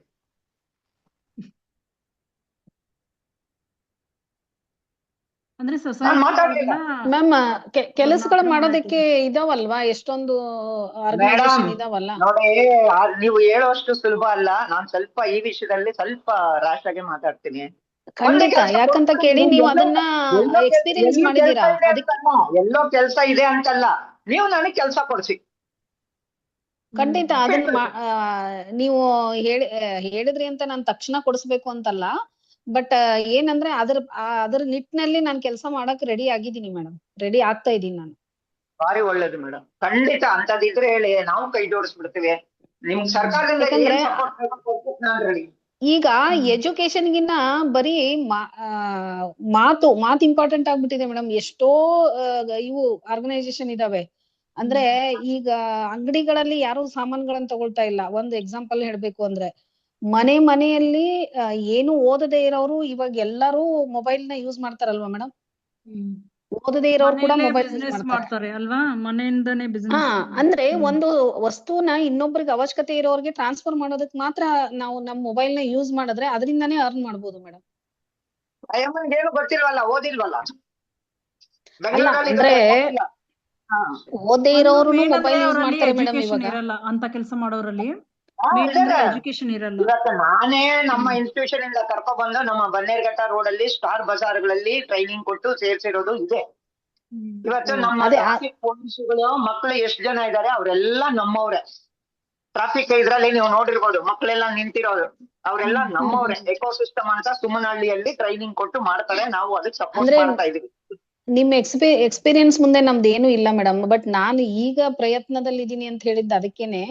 ನಿಮ್ಮ ಎಕ್ಸ್ಪೀರಿಯನ್ಸ್ ಅನ್ನ ಸ್ವಲ್ಪ ನಮ್ಗೆ ಶೇರ್ ಮಾಡಿದ್ರೆ ಖಂಡಿತ ಏನೋ ಒಂದು ನಾವು ನಮ್ಮ ಅಳಿಲು ಸಹಾಯ ಮಾಡ್ಬೋದು. ಖಂಡಿತ. ಇವಾಗ ನಾನು ಒಂದು ಮಾತಾಡ್ ಫೌಂಡೇಶನ್ ಅಲ್ಲಿ ಇದೆ, ಅದು ಇವ್ರಿಗೂ ಗೊತ್ತಿದೆ, ಗೀತಾ ಮೇಡಮ್ ಅವ್ರಿಗೆ. ಅದರಿಂದ ಇವತ್ತು ಈಗ ಸಮ್ಮರ್ ಹಾಲಿಡೇಸ್ ಅಲ್ಲಿ ಸ್ಕೂಲ್ಗಳಿಗೆ ಮಕ್ಕಳಿಗೆ ನಮ್ಮ ಇದನ್ನ ಒಂದು ಅನುಭವನ ಮಾಡಿ ಇದ್ ಮಾಡ್ಬೇಕು ಅಂತ ಭಾರಿ ಪ್ರಯತ್ನ ಪಡ್ತಾ ಇದೀವಿ. ನಮ್ಮ ಕೈಲಾದಷ್ಟು ಒಂದು ಸೇವೆನ ಸಮಾಜಕ್ಕೆ ಕೊಡ್ಬೇಕು ಅಂತ ನೀವೆಲ್ಲ ನನ್ ಜೊತೆ ಕೈ ಜೋಡಿಸ್ತಾ ಇರೋದು ನಿಜವಾಗ್ಲೂ ಒಂಥರ ಖುಷಿ. ನಿಮ್ಗೆ ಏನ ನನಗ್ ಗೊತ್ತಿರೋ ಅಷ್ಟು ಈಗ ಕೆನರಾ ಬ್ಯಾಂಕ್ ಸಪೋರ್ಟ್ ಇರ್ಬೋದು, ಸ್ತ್ರೀ ಶಕ್ತಿ ಗುಂಪುಗಳಿರ್ಬೋದು, ಅಥವಾ NGO ಟ್ರೈನಿಂಗ್ಗಳು ಕೊಡೋ ಅಂತದ್ದು ಇರ್ಬೋದು, ಮಾಡ್ತಾ ಇದೀವಿ. ಆದ್ರೆ ನಮ್ಮ ಕೆಲವೊಂದ್ ಕಡೆ ನಡೆದಿದೆ, ಕೆಲವ್ರಿಗೆ ಅದ್ರ ಬಗ್ಗೆ ಅರಿವೇ ಇಲ್ಲ, ಅವ್ರಿಗೆ ಗೊತ್ತೇ ಇಲ್ಲ ಈ ತರ ಮಾಡ್ತಾ ಇದಾರೆ, ಈ ತರ ಕೆಲ್ಸಗಳು ಆಗ್ತಾ ಇದಾವೆ ಏನೋ ಇದಾವೆ ಮೇಡಮ್. ತುಂಬಾ ಈಗ ಮೇಡಮ್ ಮಾಡ್ತಾ ಇದಾರಲ್ಲ ಅದೇ ತರ ನಾನು ಒಂದು 10 ನೋಡಿದೀನಿ ಮೇಡಮ್. ಅಂದ್ರೆ ಒಂದ್ ಕಡೆ RSS ಸಂಘದ್ದು ನಮ್ ಗುರುಜಿ ಹೋಗ್ತಾ ಇರ್ತಾರೆ ಯಾವಾಗ್ಲೂ. ಅಲ್ಲಿ ಅಂದ್ರೆ ಬರೀ ರೋಡ್ ಅಲ್ಲಿ ಇರೋ ಗಂಡ್ಮಕ್ಳು, ಬರೀ ಗಂಡ್ಮಕ್ಳದೇ ಒಂದು ಇದನ್ ಮಾಡಿದ್ದಾರೆ, ನೆಲೆ ಆಶ್ರಮ ಅಂತ. ಅದು ಹೆಣ್ಮಕ್ಳದು ಒಂದು ಕೆಂಗೇರಿಯಲ್ಲಿ ಸಿಕ್ತು ಮೊನ್ನೆ ನನಗೆ. ಈಗ ಲಾಸ್ಟ್ ಇಯರ್ ಸಿಕ್ತು. ಅದು ನಮ್ ತಂದೆ ತೀರೋದಾಗ ನಮ್ಗೆ ನಮ್ ತಮ್ಮ ಕರ್ಕೊಂಡು ಹೋಗಿದ್ರು ಅಲ್ಲಿ. ಅಲ್ಲಿ ಹೆಣ್ಣು ಮಕ್ಕಳಿಗೆ ಎಷ್ಟು ಒಳ್ಳೆ ಸಂಸ್ಕೃತಿ ಕಲ್ಸಿದ್ದಾರೆ ಮೇಡಮ್. ನಮ್ ಮೈ ಜುಮ್ ಅಂದ್ಬಿಡ್ತು ನನಗೆ. ಒಳಗಡೆ ಹೆಜ್ಜೆ ಇಡ್ತಾ ಇದ್ದಂಗೆನೆ ಒಕ್ಕೋರಿನಲ್ಲಿ ಒಂದೇ ಧ್ವನಿಯಲ್ಲಿ. ಕೆಂಗೇರಿಯಲ್ಲಿ ಮೇಡಮ್. ಸ್ವಲ್ಪ ಅಡ್ರೆಸ್ ಕೊಟ್ರೆ NGO ಆದ್ರೆ ಯಾವತ್ತಾದ್ರೂ ಅಲೋ ಮಾಡಿದ್ರೆ ಹೋಗ್ ಬರ್ತೀವಿ, ಯಾಕಂದ್ರೆ ಅಂತವೆಲ್ಲ ನೋಡ್ಬೇಕು ಅಂತ ಭಾರಿ ಖುಷಿ ಇತ್ತು. ಎಷ್ಟು ಚೆನ್ನಾಗಿ. ಆಮೇಲೆ ಒಬ್ರು ಊಟ ಆಗೋವರೆಗೂ ಇನ್ನೊಬ್ರು ಹಾಡು ಹೇಳೋದು, ಇನ್ನೊಬ್ರು ಅಂದ್ರೆ ಭಕ್ತಿ ಗೀತೆಗಳನ್ನ ಹೇಳೋದು, ಶ್ಲೋಕಗಳನ್ನ ಹೇಳೋದು. ಅಂದ್ರೆ ಮೊದಲಿನ ಕಾಲದಲ್ಲಿ ಇತ್ತು ನೋಡಿ, ರಾಜರೆಲ್ಲ ಊಟ ಮಾಡ್ಬೇಕಾದ್ರೆ ಹಾಡು ಹೇಳ್ಕೊಂಡು ಹಾಡು ಹೇಳಿ ಅವ್ರಿಗೆ ಸಂತೋಷ ಪಡಿಸಿ ಜಾಸ್ತಿ ಊಟ ಮಾಡ್ಲಿ ಅಂತ ಮಾಡೋ ಅಂತ ಒಂದು ಕ್ರಿಯೆ ಇತ್ತಲ್ಲ, ಅದನ್ನ ಅವ್ರು ಮಾಡ್ತಾರೆ ತಮ್ಮೊಳಗೆ. ಅಂದ್ರೆ ನನ್ನ ಪಕ್ಕದಲ್ಲಿರೋ ಮಗು ಚೆನ್ನಾಗಿ ಊಟ ಮಾಡ್ಬೇಕಂತ ಇದು ಹಾಡು ಹೇಳುತ್ತೆ, ಅದ್ರ ಊಟ ಮುಗಿಯುವಾಗ ಇದೇ ಹಾಡು ಹೇಳುತ್ತೆ. ಅಷ್ಟು ಚೆನ್ನಾಗಿ ಒಬ್ರಾದ್ಮೇಲೆ ಒಬ್ರು ಹೇಳ್ಕೊಂಡು ಹೋಗ್ತಾರೆ ಮೇಡಮ್. ಅದು ನನಗೆ ತುಂಬಾ ಸಂತೋಷ ಆಯ್ತು. ಆಮೇಲೆ ನಾನಲ್ಲಿ ವಚನ ಹೇಳ್ಕೊಡ್ಬೇಕು ಅಂತ ಕೇಳ್ಕೊಂಡಿದೀನಿ, ಬಟ್ ಅದಕ್ಕೆ ಅವಕಾಶ ಇಲ್ಲ. ಹೆಂಗೆ ಅಂದ್ರೆ ಅವ್ರಿಗೆ ಇನ್ನ ಇದು ಒಬ್ರು ಫಾರಿನ್ ಅವ್ರ ಒಂದ್ ಮನೆ ಬಿಟ್ಟು ಹೋಗಿದಾರೆ ಅವ್ರಿಗೆ. ಸೊ ಅದನ್ನ ಅಲ್ಟ್ರೇಷನ್ ಮಾಡಿ ಅಲ್ಲಿ ಇದನ್ ಮಾಡ್ತಾ ಇದಾರೆ. ಅದಾದ್ಮೇಲೆ ನಿಮ್ಗೆ ತಿಳಿಸ್ತೀವಿ, ಬಂದ್ ಆನ್ಲೈನ್ ಅಲ್ಲಿ ಹೇಳ್ಕೊಡಿ ಅಂತ. ಯಾಕಂದ್ರೆ ದಿನ ನಾನು ಅಲ್ಲಿ ಹೋಗಕ್ ಆಗಲ್ವಲ್ಲ ಕೆಂಗೇರಿಗೆ. ಅದಕ್ಕೆ ಅವ್ರು ಹೇಳಿದ್ರು. ಈಗ ತನುಜ ಅವ್ರಿಗೂ ಹೇಳಿದ್ದೆ ನೋಡಿ ಇದು ವಿಷಯ. ಅಂದ್ರೆ ಹೋಗಿ ಇಲ್ಲಿಂದ ಆನ್ಲೈನ್ ಅಲ್ಲೇನೆ ಮಕ್ಕಳಿಗೆ ಹೇಳಿದ್ರೆ ಅವ್ರಿಗೆ ವಚನಗಳನ್ನ ಅದನ್ನೊಂದ್ ಬಿಟ್ಟು ಇನ್ನೆಲ್ಲಾ ಹೇಳ್ತಾರ ಅವ್ರ ಶ್ಲೋಕಗಳು. ಅದಕ್ಕೆ ಅದನ್ನೊಂದ್ ಹೇಳ್ಕೊಡೋಣ ಅಂತ ಕೇಳ್ದೆ ನಾನು ಅವತ್ತು. ನಿಮ್ಗೆ ಅಡ್ರೆಸ್ ಕಳಿಸ್ತೀನಿ ಮೇಡಮ್, ಇದೇ ಗ್ರೂಪ್ ಅಲ್ಲಿ ಕಳಿಸ್ತೀನಿ. ನಿಜಾಗ್ಲೂ ಏನ ನಮಗೆ ನಮ್ಮ ಮನಸ್ಸಿಗೆ ತೃಪ್ತಿ ಆಗಂಗ. ಯಾಕಂದ್ರೆ ನಾವು ಯಾರನ್ನೂ ಮಾಡ್ತೀವಿ 100% ಅಂತ ಮಾಡಕ್ಕೆ ಅಸಾಧ್ಯ. ನಾನ್ ನೋಡಿರೋ ಮಟ್ಟಕ್ಕೆ ನಮ್ಮ ಕೈಲಾದಷ್ಟು ಸೇವೆ ಮಾಡಿ ಬೇರೆಯವ್ರಿಗೆ ಎಲ್ಲೆಲ್ಲ ಅನುಕೂಲ ಆಗುತ್ತೋ ಅಷ್ಟನ್ನಾದ್ರೂ ನಾವು ಮಾಡೋಣ ಅಂತ ನಾನ್ ಮಾಡ್ತೀನಿ ಮೇಡಮ್. ಒಂದ್ ಇದನ್ನ ಹೇಳಕ್ ಇಷ್ಟಪಡ್ತೀನಿ. ಈಗ ನಮ್ ಮನೆಗಳಲ್ಲಿ ಗಿಡಗಳನ್ನ ಹಚ್ಚಿದ್ರೆ ನಾವೇ ನೀರ್ ಹಾಕ್ಬೇಕು ಅಲ್ವಾ? ಅದೇ ಕಾಡಿನಲ್ಲಿ ಗಿಡಗಳಿಗೆ ಯಾರ್ ನೀರ್ ಹಾಕ್ತಾರೆ? ಅದಕ್ಕೆ ಆ ಪ್ರಕೃತಿನೇ ಒಂದು ತನ್ನ ಸುಂದರತೆಯನ್ನ ತಾನು ಸರಿಪಡಿಸ್ಕೊಂಡು ಅಲ್ಲಿ ಮಳೆನ ಹುಯ್ಕೊಂಡು ಅಲ್ಲಿ ಸರಿಯಾಗಿ ಅದು ಬೆಳೆಯೋ ತರ ಮಾಡುತ್ತೆ. ಎಲ್ಲದಕ್ಕೂ ಎಲ್ಲಾ ಕಾರಣಕರ್ತರು ಇದಾರೆ. ಅದು ನಿಮಗ್ ಸಿಕ್ಕಿದೆ, ನೀವು ಅದನ್ನ ತುಂಬಾ ಸಂತೋಷದಿಂದ ಮಾಡಿದೀರಾ, ಅದು ತುಂಬಾ ಹ್ಯಾಟ್ಸ್ ಆಫ್ ನಿಮ್ಗೆ. ಬಟ್ ಎಲ್ಲಾ ಕಡೆನೂ ಅದು ಕನೆಕ್ಟ್ ಆಗ್ಬಿಡುತ್ತೆ ಮೇಡಮ್. ನಾವ್ ಮಾಡ್ಬೇಕು ಅಂದ್ರೆ ಅದು ಬಂದ್ಬಿಡುತ್ತೆ ನಮ್ಮ ಹತ್ರ. ನಮ್ಗೆ ಉದ್ದೇಶ ಚೆನ್ನಾಗಿದ್ರೆ ನಮ್ಮ ಹತ್ರನೇ ಬಂದ್ಬಿಡುತ್ತೆ ಅದು. ನಮ್ಮಲ್ಲಿ ಅಸ್ಸಾಂ ಮೇಘಾಲಯದಿಂದ ಮಕ್ಕಳು ಅಲ್ಲಿ ಬಡತನದಿಂದ ಒಂದು NGO ಕರ್ಕೊ ಬಂದು ಮಠಗಳಿಗೆ ಬಿಡ್ತಾ ಇದ್ರು. ಮಂಗಳೂರಲ್ಲಿ ಸುಮಾರು ನಮ್ಮ ಈ ಮಠ ಇದೆಯಲ್ಲ, ಯಾರು ನಮ್ಮ ನಾಗಮಂಗಲ ಗೌಡ್ರದ್ದು ಒಂದು ಇದಿದೆಯಲ್ಲಪ್ಪ, ನನ್ಗೆ ಅದು ಸ್ವಾಮಿಗಳ ಹೆಸರು ಬರ್ತಾ ಇಲ್ಲ. ಈ ವಿಜಯನಗರದಲ್ಲಿ ಹಿಂಗೆ ಇಲ್ಲಿಗಲ್ ಆಗಿ ಇಟ್ಕೊಂಡಿದ್ದಾರೆ. ಮಂಗಳೂರಲ್ಲೂ ಇಟ್ಕೊಂಡಿದ್ರು, ಓದ್ವು ನೋಡುದು, ಬಟ್ ಯಾವ ಹೆರಾಸ್ಮೆಂಟ್ ಇಲ್ಲ. ಆದಿಚುಂಚನಗಿರಿ ವಿಜಯನಗರದಲ್ಲೂ ಇದೆ, ಮಂಗಳೂರಲ್ಲೂ ಇದೆ. ಸುಮಾರು ಮಠಗಳು, ಆದಿಚುಂಚನಗಿರಿದು ಸುಮಾರು ಮಠಗಳಿದೆ. ಸೊ ಇದೆಲ್ಲಾನು ಸುಮಾರು ಕಂಪ್ಲೇಂಟ್ಸ್ ಬಂದಾಗ ಹೇಳಿದ್ರು, ಇಲ್ಲ ಮಕ್ಕಳನ್ನೆಲ್ಲ ಕಳಿಸ್ಬಿಡ್ಬೇಕು ಅಸ್ಸಾಂಗೆ ಮೇಘಾಲಯಕ್ಕೆ ಅಂತ. ಸೊ ನಾವು ಅಲ್ಲಿಗೆ ಕಾಂಟ್ಯಾಕ್ಟ್ ಮಾಡಿ ಎಲ್ಲ ಮಾಡಿದಾಗ ಅಲ್ಲಿಂದ ಬಂದಿದ್ದು ಕೇವಲ ಬಡತನ. ಬಟ್ ಇಲ್ಲಿ ಬಂದ್ಮೇಲೆ ಆ ಮಕ್ಕಳು ಚೆನ್ನಾಗಿ ಓದಿ ತೆಲುಗು ಕನ್ನಡ ಕಲಿತು ಎಲ್ಲ ಇದು ಮಾಡಿ ಅವ್ರಿಗೆ ಹೋಗಕ್ಕೆ ಇಷ್ಟ ಇಲ್ಲ.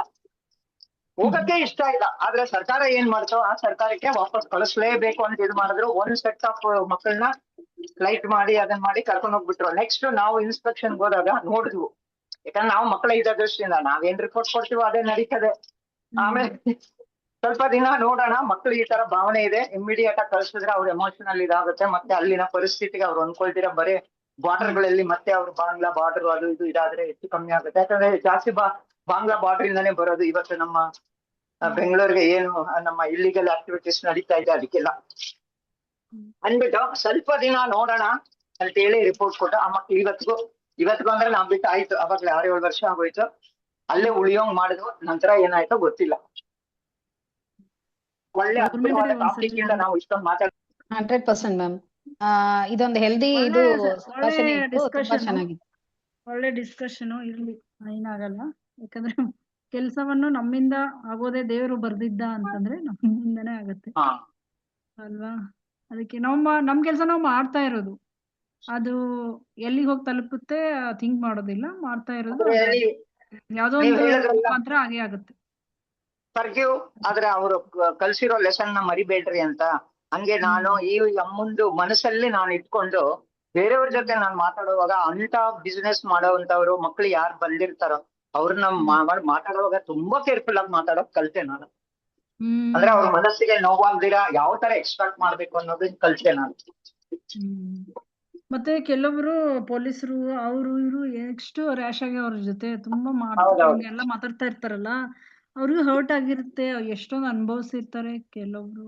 ಅದೇ ನೀವು ಎಷ್ಟು 5-6 ಟೈಪ್ ಇರ್ತಾರೆ ಅದರಲ್ಲಿ ಅಂತ ಇದ್ರಲ್ಲ. ಸೊ ಅದು ಡಿಪೆಂಡ್ಸ್ ಅವ್ರ ಪಾಪ ಅವ್ರು ಯಾವ ರೀತಿ ಬಂದಿರ್ತಾರ. ನಾವು ಎಲ್ಲಾ ಕಣ್ಣಿಗೆ ಕಾಣಿಸೋದೇ ಬೇರೆ, ಒಳಗಡೆ ಇರೋದೇ ಬೇರೆ. ಅದನ್ನ ಅಂಡರ್ಸ್ಟ್ಯಾಂಡ್ ಮಾಡ್ಕೊಳ್ಳೋದು ತುಂಬಾ ಇಂಪಾರ್ಟೆಂಟ್ ಅಷ್ಟೇ. ಓಕೆ, ಎಲ್ಲರಿಗೂ ಧನ್ಯವಾದಗಳು. ತುಂಬಾ ಚೆನ್ನಾಗಿ ಡಿಸ್ಕಷನ್ ಇವತ್ತು ನಮ್ಮ ಒಂದು ಕಾರ್ಯಕ್ರಮದಲ್ಲಿ. ಎಲ್ಲಿಗೂ ಹೋಯ್ತು, ಬಟ್ ಎಲ್ಲವೂ ನಾವು ಪಾಸಿಟಿವ್ ಇಲ್ಲ ಪಾಪ ಎಲ್ಲ ಒಂಥರ ಸೈಲೆಂಟ್ ಆಗಿ ನಾನೇನ್ ಮಾಡ್ಬೋದು ಅನ್ನೋದು ಮನಸ್ಸಿನಲ್ಲಿ ಮೂಡ್ತಲ್ಲ. ಅದು ನಿಜವಾಗ್ಲೂ ಹೌದು.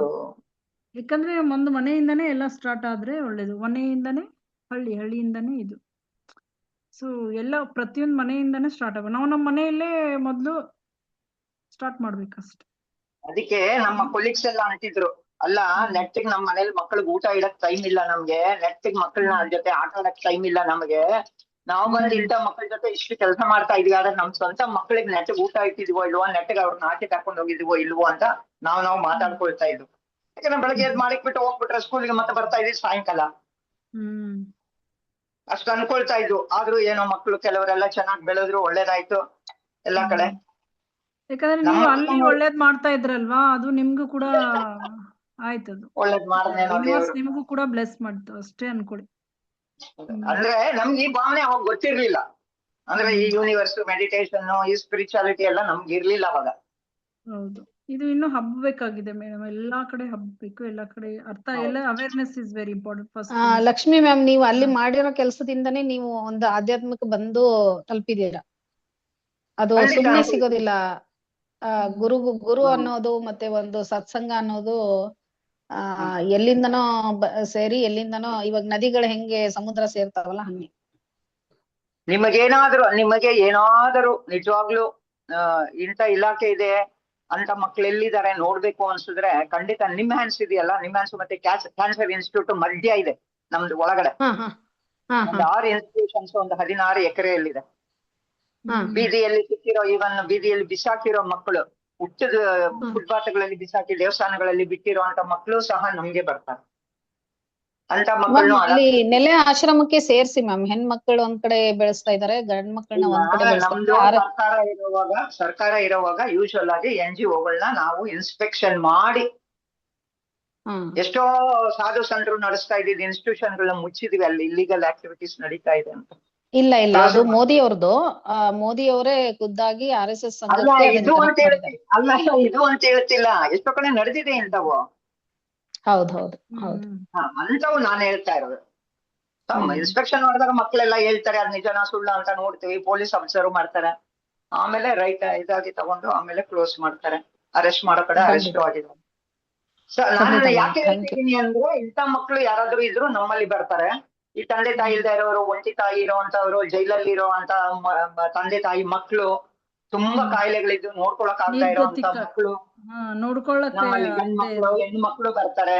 21 ವರ್ಷದವರೆಗೂ ಅವ್ರನ್ನ ಸಾಕಿ ಅವ್ರು ಏನು ಓದ್ಬೇಕು ಅಂತಾರೋ ಅದನ್ನ ಓದಿಸಿ ಎಷ್ಟೋ ಜನರಿಗೆ ಕೆಲಸಗಳು ಕೊಡಿಸಿದ್ವಿ. ಎಷ್ಟೋ NGOಗಳು ಮಾಡೋ ಟ್ರೈನಿಂಗ್ಗೂ ಇದ್ ಮಾಡಿದ್ವಿ. ನಾನು ಹೇಳಿದ್ರೆ ಟ್ರಾಫಿಕ್ ಪೊಲೀಸ್ ಇಲ್ಲಿ ಎಕೋ ಅಂತ ಒಂದು NGO ಇದೆ. ಅವ್ರಿಗೆ ಬಿಟ್ಟು ಅವ್ರಿಗೆ ಅವ್ರ ಕಸ್ಟಡಿಗೆ ಕೊಟ್ಟು ಅವರು ಟ್ರೈನಿಂಗ್ ಕೊಟ್ಟು ಟ್ರಾಫಿಕ್ ಸಿಗ್ನಲ್ಗಳಲ್ಲಿ ಕೆಲಸ ಮಾಡ್ತಾ ಇದ್ದಾರೆ. ಎಷ್ಟೋ ಸ್ಟಾರ್ ಇದರಲ್ಲಿ ಅವರ ಇದಕ್ಕೆ ತಕ್ಕಂತೆ ಅವ್ರ ಇಂಟ್ರೆಸ್ಟ್ ಏನಿದೆ, ಅವ್ರು ಏನ್ ಓದಿದ್ದಾರೆ ಅಂತದನ್ನ ಟ್ರೈನಿಂಗ್ ಕೊಡಿಸಿ ಕೆಲಸ ಕೊಡಿಸಿರುವಂತದ್ದು ಇದೆ. ಅವರು ಇರ್ಬೋದು. ಕೆಲಸ ಮ್ಯಾಮ್, ನಾವ್ ಅದೇ ತುಂಬಾ ಪುಣ್ಯದ ಅನ್ಕೊಳ್ತೀವಿ, ಕೆಲಸ. ನಾವ್ ಅದೇ ಅನ್ಕೊಳ್ತೀವಿ, ಎಲ್ಲೋ ನಾವು ದೇವ್ರು ನಮ್ಮನ್ನ ಈ ಕೆಲ್ಸನೇ ಇವತ್ತು ನಮ್ಮನ್ನ ಈ ಮಟ್ಟಕ್ಕೆ ತಂದು ನಿಲ್ಸಿದ್ಯಲ್ಲ ಅಂತೇಳಿ ಖಂಡಿತ ನೆನ್ಸ್ಕೊಳ್ತೀವಿ. ಇನ್ನೊಂದು ಉದಾಹರಣೆಗೆ ಹೇಳ್ಬೇಕಂದ್ರೆ ಮೆಂಟಲಿ ರಿಟಾರ್ಡೆಡ್ ಮಕ್ಕಳು ಇದ್ದಾರೆ, ಮೆಂಟಲಿ ಇಲ್ಲ ಏನು ಉಚಿತನ ಅಂತೀವಲ್ಲ ಅಂತವ್ರು ನಮ್ಗೆ ಅವರೆಲ್ಲ ಭಾರಿ ಇದು ಮಾಡ್ತಾರೆ, ಅಲ್ಲಿಗೆಲ್ಲ ಕಳ್ಸೋಗ. ಒಂದೇ ಒಂದು ಉದಾಹರಣೆ ಹೇಳ್ತೀನಿ. ಈ ಬಳೆಪೇಟೆ ಚಿಕ್ಕಪೇಟೆ ಅವೆನ್ಯೂ ರೋಡ್ ನೀವು ಕೇಳಿರ್ಬೋದು.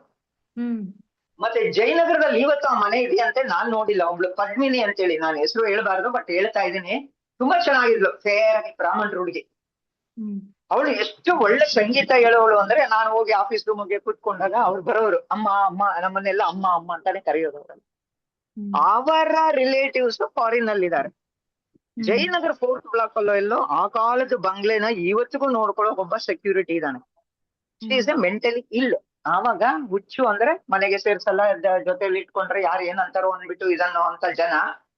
ಆದ್ರೆ ಅಮ್ಮ ಅಮ್ಮ ನಾನ್ ಮನೆಗೆ ಹೋಗ್ಬೇಕು ನಮ್ ಅದೆಲ್ಲ ಮಾಡ್ತೀವಿ ನಾವು. ಹೋಮ್ ಎನ್ಕ್ವೈರಿ ಎಲ್ಲಿದ್ದಾರೆ ಏನು ಅಂತೇಳಿ ಅದನ್ನೆಲ್ಲ ಇದು ಮಾಡಿ ಅವ್ರು ಏನ್ ಕೊಡ್ತಾರೋ ಆ ಇದ್ರ ಮೇಲೆ ಹುಡ್ಕೋದು ಎಲ್ಲ ಮಾಡೋದು ಮಾಡ್ತಾರೆ. ಇದನ್ನ ಆಮೇಲೆ ನಮಗೆ ಗೊತ್ತಾಗಿದ್ದು ಫೈಂಡ್ ಔಟ್ ಮಾಡಿದಾಗ ಅವಳ ರಿಲೇಟಿವ್ಸ್ ಫಾರಿನ್ ಅಲ್ಲಿ ಇದ್ದಾರೆ, ಎಲ್ಲರೂ ಇಲ್ಲಿರೋ ಅಂತ ಬಂಗ್ಲೆನೋ ಒಬ್ಬ ನೋಡ್ಕೊಳ್ಳೋ ಮಾತ್ರ ಒಬ್ಬ ಸೆಕ್ಯೂರಿಟಿ. ಆಮೇಲೆ ಅವ್ರನ್ನ ಕೇಳಿದಾಗ ಇಲ್ಲ ಅವಳು ಹುಚ್ಚು, ಅವಳು ನಾವ್ ಇಟ್ಕೊಂಡ್ರೆ ಏನಂತಾರೋ ಜನ, ಅದಕ್ಕೆ ನಾವ್ ಇಲ್ಲಿ ಸೇರ್ಸಿದ್ವಿ, ನಿಮ್ಗೆ ಎಷ್ಟು ದುಡ್ಡು ಬೇಕೋ ಕೇಳಿ ಕೊಡ್ತೀವಿ, ನಾವಂತೂ ಕರ್ಕೊಂಡು ಹೋಗೋಕ್ ಆಗಲ್ಲ, ನಿಮ್ಮ ದುಡ್ಡು ನಮ್ಗೆ ಅವಶ್ಯಕತೆನೇ ಇಲ್ಲ, ಸರ್ಕಾರ ಒಳ್ಳೆ ಊಟ ಎಲ್ಲ ಇದ್ದು ಕೂಡ ಈ ತರ ಸೇರಿಸ್ತಾರೆ ನೋಡಿ. ಆ ಭಾವನೆ ಇವತ್ತು ನಮ್ಮ ಸುಸಂಸ್ಕೃತ ಜನರಲ್ಲೂ ಇದೆ ಮನೆಯಲ್ಲಿ. ಇನ್ನೊಂದ್ ಕಡೆ ಸ್ವಂತದವರೇ ಸೇರ್ಸಿಲ್ಲ. ಹೋಗ್ಲಿ, ಬಾಡಿ ಎತ್ತಕ್ ಬರಲ್ವಲ್ಲ, ಕೊನೆಯಲ್ಲಿ ಸತ್ತೋದ್ಮೇಲೆ ಹೇಳ್ತೀವಿ ನಾವು, ನೋಡಿ ನಿಮ್ಗೆ ಅಣ್ಣ ತಮ್ಮಂದ್ರು ಯಾರಿದ್ದೀರಾ, ಹೆಂಡ್ತಿನೋ ಗಂಡನೋ ಮಕ್ಳು ಬಂದ್ ನೋಡ್ಕೊಂಡಾಗೆ ನೀವೇ ಅದನ್ನು ನಾವೇ ಮಾಡ್ತೀವಿ. ಕೊನೆಯಲ್ಲಿ ಸ್ಮಶಾನದಲ್ಲಿ ಉಳಿಸೋದು ನಮ್ಮ ಇವರೇ ಹೋಗಿ ಮಾಡಿಕೊಂಡು ಡೆತ್ ಸರ್ಟಿಫಿಕೇಟ್ ಎಲ್ಲ ತರ್ತಾರೆ, ಅದೇನ್ ಪ್ರೊಸೀಜರ್ ಇದೆಯೋ ಅದನ್ನೇ ಮಾಡ್ತೀವಿ. ಇಂಥ ಪರಿಸ್ಥಿತಿಗಳು ನಾವು ನೋಡ್ತಾ ಇದೀವಿ. ನಿಜವಾಗ್ಲು ಅಲ್ಲಿ ಕೆಲಸ ಮಾಡಿ ಬಂದ ಮೇಲೆ ನಮಗೆ ಇಷ್ಟೆಲ್ಲ ಆಲೋಚನೆ ಮಾಡುವಂತ ಇದಿರ್ಲಿಲ್ಲ. ಯಾಕಂದ್ರೆ ನಮ್ಗೆ ವರ್ಷ 2 ವರ್ಷಕ್ಕೊಂದ್ಸರಿ 1 ವರ್ಷಕ್ಕೊಂದ್ಸರಿ ಬೇರೆ ಬೇರೆ ಕಡೆ ಹೋಗ್ತಾ ಇದ್ದು, ನಮ್ಗೆ ಅದೇ ಟೆನ್ಷನ್ ಅದೇ ಇದು. ಬಟ್ ರಿಟೈರ್ಡ್ ಮೇಲೆ ಕೂತ್ಕೊಂಡು ಇಂಥ ಕಡೆ ನಾವು ಕೆಲಸ ಮಾಡಿ ಬಂದ್ವ, ಅವರ ಪರಿಸ್ಥಿತಿನ ಹೋಲಿಸ್ಕೊಂಡ್ರೆ ದೇವ್ರು ಭಗವಂತ ನಮ್ಗೆ ಎಷ್ಟೋ ಚೆನ್ನಾಗಿತ್ತವನು ಅಲ್ವಾ? ಅದನ್ನೇ ಅನ್ಕೋಬೇಕು. ಎಷ್ಟೊಂದ್ ಜನಕ್ಕೆ ಏನೋ ತೊಂದ್ರೆ ಇರುತ್ತೆ, ದೇವ್ರು ನಮ್ಗೆ ಒಂದ್ ಎಲ್ಲ ಕೊಟ್ಟಿ ಇದು ಗ್ರಾಟಿಟ್ಯೂಡ್ ಆಗಿರ್ಬೇಕು ಅಷ್ಟೇ. ಮತ್ತೆ ಅಂತವ್ರಿಗೆ ಒಂದು ಏನಾದ್ರು ಹೆಲ್ಪ್ ಮಾಡೋ ನಮ್ಗೆ ಅವಕಾಶ ಸಿಕ್ಕಿದ್ರೆ ಖಂಡಿತ ಹೆಲ್ಪ್ ಮಾಡೋಣ. ಯಾವ್ದೋ ಒಂದ್ ರೀತಿಯಲ್ಲಿ ನಾವು ಅವ್ರಿಗೆ ಖಂಡಿತ ಹೌದು ಮೇಡಮ್, ನೀವು ಯಾವ್ದ ರೀತಿಯಲ್ಲಾದ್ರೂ ನಮ್ಮನ್ನ ಕರೀರಿ, ನಮ್ ಕೈಲಾದ ಅಲ್ಲಿ ಮಾಡ್ಬೇಕಂದ್ರೆ ಯೂಶಲ್ ಆಗಿ ಏನ್ ಮಾಡ್ತಾರೆ ಅಂದ್ರೆ ಹೇಳ್ತೀನಿ ಕೇಳಿ. ತುಂಬಾ ಸಾಹುಕಾರಗಳು ಅವರ ಬರ್ತ್ಡೇಗೋ ಡೆತ್ ಡೇಗೋ ಸೆರೆಮನಿಗೋ ಬಂದು ಊಟ ಕೊಡ್ತಾರೆ ಒಂದೊಂದ್ಸಾರಿ. ಅದು ನಾವ್ ಇಷ್ಟ ಇದ್ರೆ ನೋಡಿ ಟೆಸ್ಟ್ ಮಾಡಿ ತಗೊಳ್ತೀವಿ, ಇಲ್ಲ ಅಂದ್ರೆ ಅದು ಇಲ್ಲ, ಫ್ರೂಟ್ಸ್ ಅದು ಇದು ಇದ್ರೆ. ಇನ್ನು ಕೆಲವರು ಬಟ್ಟೆಗಳು ಕೊಡೋರು ಇರ್ತಾರೆ, ಹೊಸ ಬಟ್ಟೆಗಳು ಕೊಡ್ಬೋದು, ಹಳೆ ಬಟ್ಟೆಗಳು, ಕೆಲವು ಪಾತ್ರೆಗಳು ಅದು ಇದು ಅವ್ರು ಇದು ಮಾಡ್ತಾರೆ. ಇನ್ನ ಕೆಲವರು ನಮ್ಮ NGOಗಳು ಮತ್ತೆ ನಮ್ಮ ಏನ್ ಮಲ್ಟಿನ್ಯಾಷನಲ್ ಕೆಲಸ ಮಾಡೋ ನಮ್ಮ ಇಂಜಿನಿಯರ್ಸ್ ಅವರು ಏನಿದ್ದಾರೆ, ಓದೋ ಅಂತ ಮಕ್ಕಳಿಗೆ ಇಂಗ್ಲಿಷ್ ಕೊಡೋದು, ವಾರದ ಕೊನೆಯಲ್ಲಿ ಬಂದು ಅವ್ರ ಜೊತೆ ಆಟ ಆಡ್ಸೋದು, ಅವರೇ ಅವ್ರದ್ದು ಏನಾದ್ರು ಎಕ್ಸ್ಪೆಂಡಿಚರ್ ಇಟ್ಕೊಂಡು ಆ ಮಗು ಏನಾದ್ರು ಬೇರೆ ಪ್ರೈವೇಟ್ ಸ್ಕೂಲ್ಗೆ ಹೋಗ್ಬೇಕಾ ಅಥವಾ ಎಕ್ಸ್ಟ್ರಾ ಟ್ಯೂಷನ್ ಬೇಕಾ ಕೊಡ್ಸೋದು, ಇದೆಲ್ಲ ಮಾಡ್ತಾ ಇದೆ. ಮತ್ತೆ ಅಲ್ಲೇ ಇದ್ಕೊಂಡೆ ದತ್ತು ತಗೊಂತಾರಲ್ಲ, ಅವ್ರು ಅಲ್ಲೇ ಇರ್ತಾರೆ, ಬಟ್ ದತ್ತು ತಗೊಂಡಿರ್ತಾರೆ, ಅವ್ರ ಖರ್ಚು ಮಾಡ್ಬೋದು, ಹಂಗೂ ಮಾಡ್ಬೋದು. ದತ್ತು ತಗೊಳ್ಳೋಂತ ಮಕ್ಳಿಗೂ ನಾನ್ ಹೇಳಿದೆ ನಿಯೋನೆಟ್ ಇವ್ರು ಯಾರಿದ್ದಾರೆ 6 ವರ್ಷದ ಒಳಗಡೆ ಇರೋ ಮಕ್ಳು, ಅವ್ರನ್ನ ದತ್ತು ಕೊಡುವಂತದ್ದಿದೆ. ಸುಮಾರು ಒಳ್ಳೊಳ್ಳೆ ಕಡೆ ಹೋಗಿದ್ದಾರೆ, ಫಾರಿನ್ಗೂ ಹೋಗಿದ್ದಾರೆ. ಅದೆಲ್ಲ ಡಿಸ್ಟ್ರಿಕ್ಟ್ ಅಲ್ಲೂ NGO ರೆಕಗ್ನೈಸ್ ಮಾಡಿ ಅವ್ರ ವಶಕ್ಕೂ ಕೊಟ್ಟಿರೋಂತದ್ದಿದೆ. ಬಟ್ ಎಲ್ಲ ಕೋರ್ಟ್ ಮೂಲಕ ಯಾವ್ದು ಇಲ್ಲಿಗಲ್ ಇಲ್ಲ, ಯಾವ್ದು ಇಲ್ಲಿಗಲ್ ಇಲ್ಲ. ಎಲ್ಲ ಹೋಮ್ ಎನ್ಕ್ವೈರಿ ಮಾಡಿ ವರ್ಷ 6 ತಿಂಗಳಿಗೆ ಮತ್ತೆ ಹೋಗಿ ಹೋಮ್ ಎನ್ಕ್ವೈರಿ ಮಾಡೋದು ಎಲ್ಲ ಒಳ್ಳೆ ಕಡೆ, ಬೇರೆ ಕಡೆ ಎಲ್ಲ ಬೆಳೀತಾ ಇದಾರೆ ಮಕ್ಕಳು. ಫಾರಿನ್ ಅಲ್ಲೆಲ್ಲ ಅಡ್ಜಸ್ಟ್ ಆಗಿರೋರು ಇದ್ದಾರೆ, ಅಡ್ಜಸ್ಟ್ ಆಗದಿರೋ ಬಂದಿರೋರು ಇದ್ದಾರೆ. ತುಂಬಾ ಕಡಿಮೆ, ತುಂಬಾ ಕಡಿಮೆ. ಅದೇ ನಾನ್ ಅಂತೀನಿ, ನಮ್ಗೆ ಏನು PWD ರೆವಿನ್ಯೂ ಆಳು ಮೂಳು ಡಿಪಾರ್ಟ್ಮೆಂಟ್ ಗಳಿಗೆ ಇಂತ ಒಂದು ಸೇವೆ ಮಾಡೋ ಸೌಭಾಗ್ಯ ನಮ್ಗೆ ಸಿಕ್ತಲ್ಲಪ್ಪ ಅಂತ ಒಂದೊಂದ್ಸಾರಿ ಭಾರಿ ಖುಷಿ ಆಗುತ್ತೆ. ನಿಜ, ನಿಮ್ಗೆ ಒಂದು ಆತರ ಅವಕಾಶ ಸಿಕ್ಕಿದ್ದು ಒಂದು ಒಳ್ಳೆ ಕಾರ್ಯನೇ ಅದು ನಿಮ್ಗೆ. ಯಾಕೆ ನಾವು ಫಿಸಿಕಲ್, ಮೆಂಟಲ್, ಹೆಲ್ತ್, ಎಮೋಷನಲ್ ಎಲ್ಲ ಫೀಲ್ಡ್ ಅಲ್ಲೂ ಕೆಲಸ ಮಾಡಿರೋರು, ಒಂದ್ ಜೀವಿ ಜೊತೆ ಕೆಲಸ ಮಾಡಿರೋರು. ತುಂಬಾ ಹೆಮ್ಮೆ ಅನ್ಸುತ್ತೆ ನಮ್ಗೆ ಇವಾಗ. ಹೌದು ಮೇಡಮ್, ನೀವು ಆಕ್ಚುಲಿ ಅಂತ ಒಂದು ಇದ್ರಲ್ಲಿ ಇದ್ದದ್ದು ಒಂದು ಒಳ್ಳೆ ಪುಣ್ಯ ಕೆಲ್ಸನೇ. ಅಂದ್ರೆ ಕೆಲ್ಸ ಎಲ್ಲರೂ ಮಾಡ್ತಾರೆ, ಬಟ್ ಇಂತ ಕೆಲ್ಸ ಮಾಡೋದು ಒಂದು ಹೆಮ್ಮೆ ಕೆಲ್ಸನೇ ಅದು. ನಾನ್ ಹೇಳ್ತೀನಿ, ಅಲ್ಲಿ ಕೆಲಸ ಮಾಡೋ ಗ್ರೂಪ್ ಡಿಗಳಿದಾರಲ್ಲ, ಅವ್ರಿಗೆ ನಿಜವಾಗ್ಲೂ ಅವ್ರ ಕಾಲಿಗೆ ನಮಸ್ಕಾರ ಹಾಕ್ಬೇಕು. ಹೆಂಗೆ ಪೌರ ಕಾರ್ಮಿಕರಿಗೆ ನಮ್ಮ ಮೋದಿ ಅವರು ಸನ್ಮಾನ ಮಾಡ್ತಿದ್ರು, ಹಂಗೆ ನಾನು ಒಂದೊಂದು, ಅಂದ್ರೆ ಈಗ ನನಗೆ ಆ ಚಾನ್ಸ್ ಇಲ್ಲ ಬಿಡಿ. ಅವಾಗ ಕೆಲಸ ಮಾಡುವಾಗ ಅದನ್ನ ಮಾಡಕ್ಕೂ ಬರಲ್ಲ, ಅದು ಮಾಡೋಂಗೂ ಇಲ್ಲ. ಬಟ್ ಈಗ ಅನ್ಕೊಳ್ತೀನಿ ನಾವು ನಿಜವಾಗ್ಲೂ ಅವ್ರಿಗೆ ಒಂದೊಂದ್ಸಾರಿ ಪಾದ ಸೇವೆ ಮಾಡ್ಬಿಡ್ಬೇಕು, ಅಷ್ಟು ಒಳ್ಳೆ ಕೆಲ್ಸಗಳು ಮಾಡಿದ್ದಾರೆ. Okay, thank you madam. ಎಲ್ಲರಿಗೂ ತುಂಬಾ ಧನ್ಯವಾದಗಳು. ಇವತ್ತಿನ ಚರ್ಚೆಯನ್ನ ಇಲ್ಲಿಗೆ ನಾವು ಮುಗಿಸೋಣ. ನಾಳೆ ಮತ್ತೆ ಭೇಟಿಯಾಗೋಣ ಬೇರೆ ಒಂದು ವಿಷಯದ ಜೊತೆಗೆ. ಓಕೆ, ಎಲ್ಲರಿಗೂ ಧನ್ಯವಾದಗಳು. Thank you so much. Thank you ಎಲ್ಲರಿಗೂ. Thank you so much. Thank you ma'am. Thank you.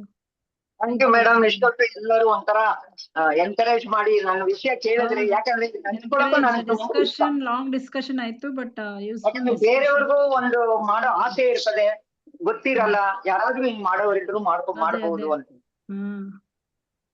Okay madam, thank you so much. Thank you madam. ಏನ್ ಸಮೀರ್ ಥ್ಯಾಂಕ್ ಯು. ಡಿಸ್ಕಷನ್ ಚೆನ್ನಾಗಿತ್ತು. Thank you. ಇಷ್ಟೊತ್ತು ಇದೀರಲ್ಲ, thank you so much. Discussion ಚೆನ್ನಾಗೈತೆ.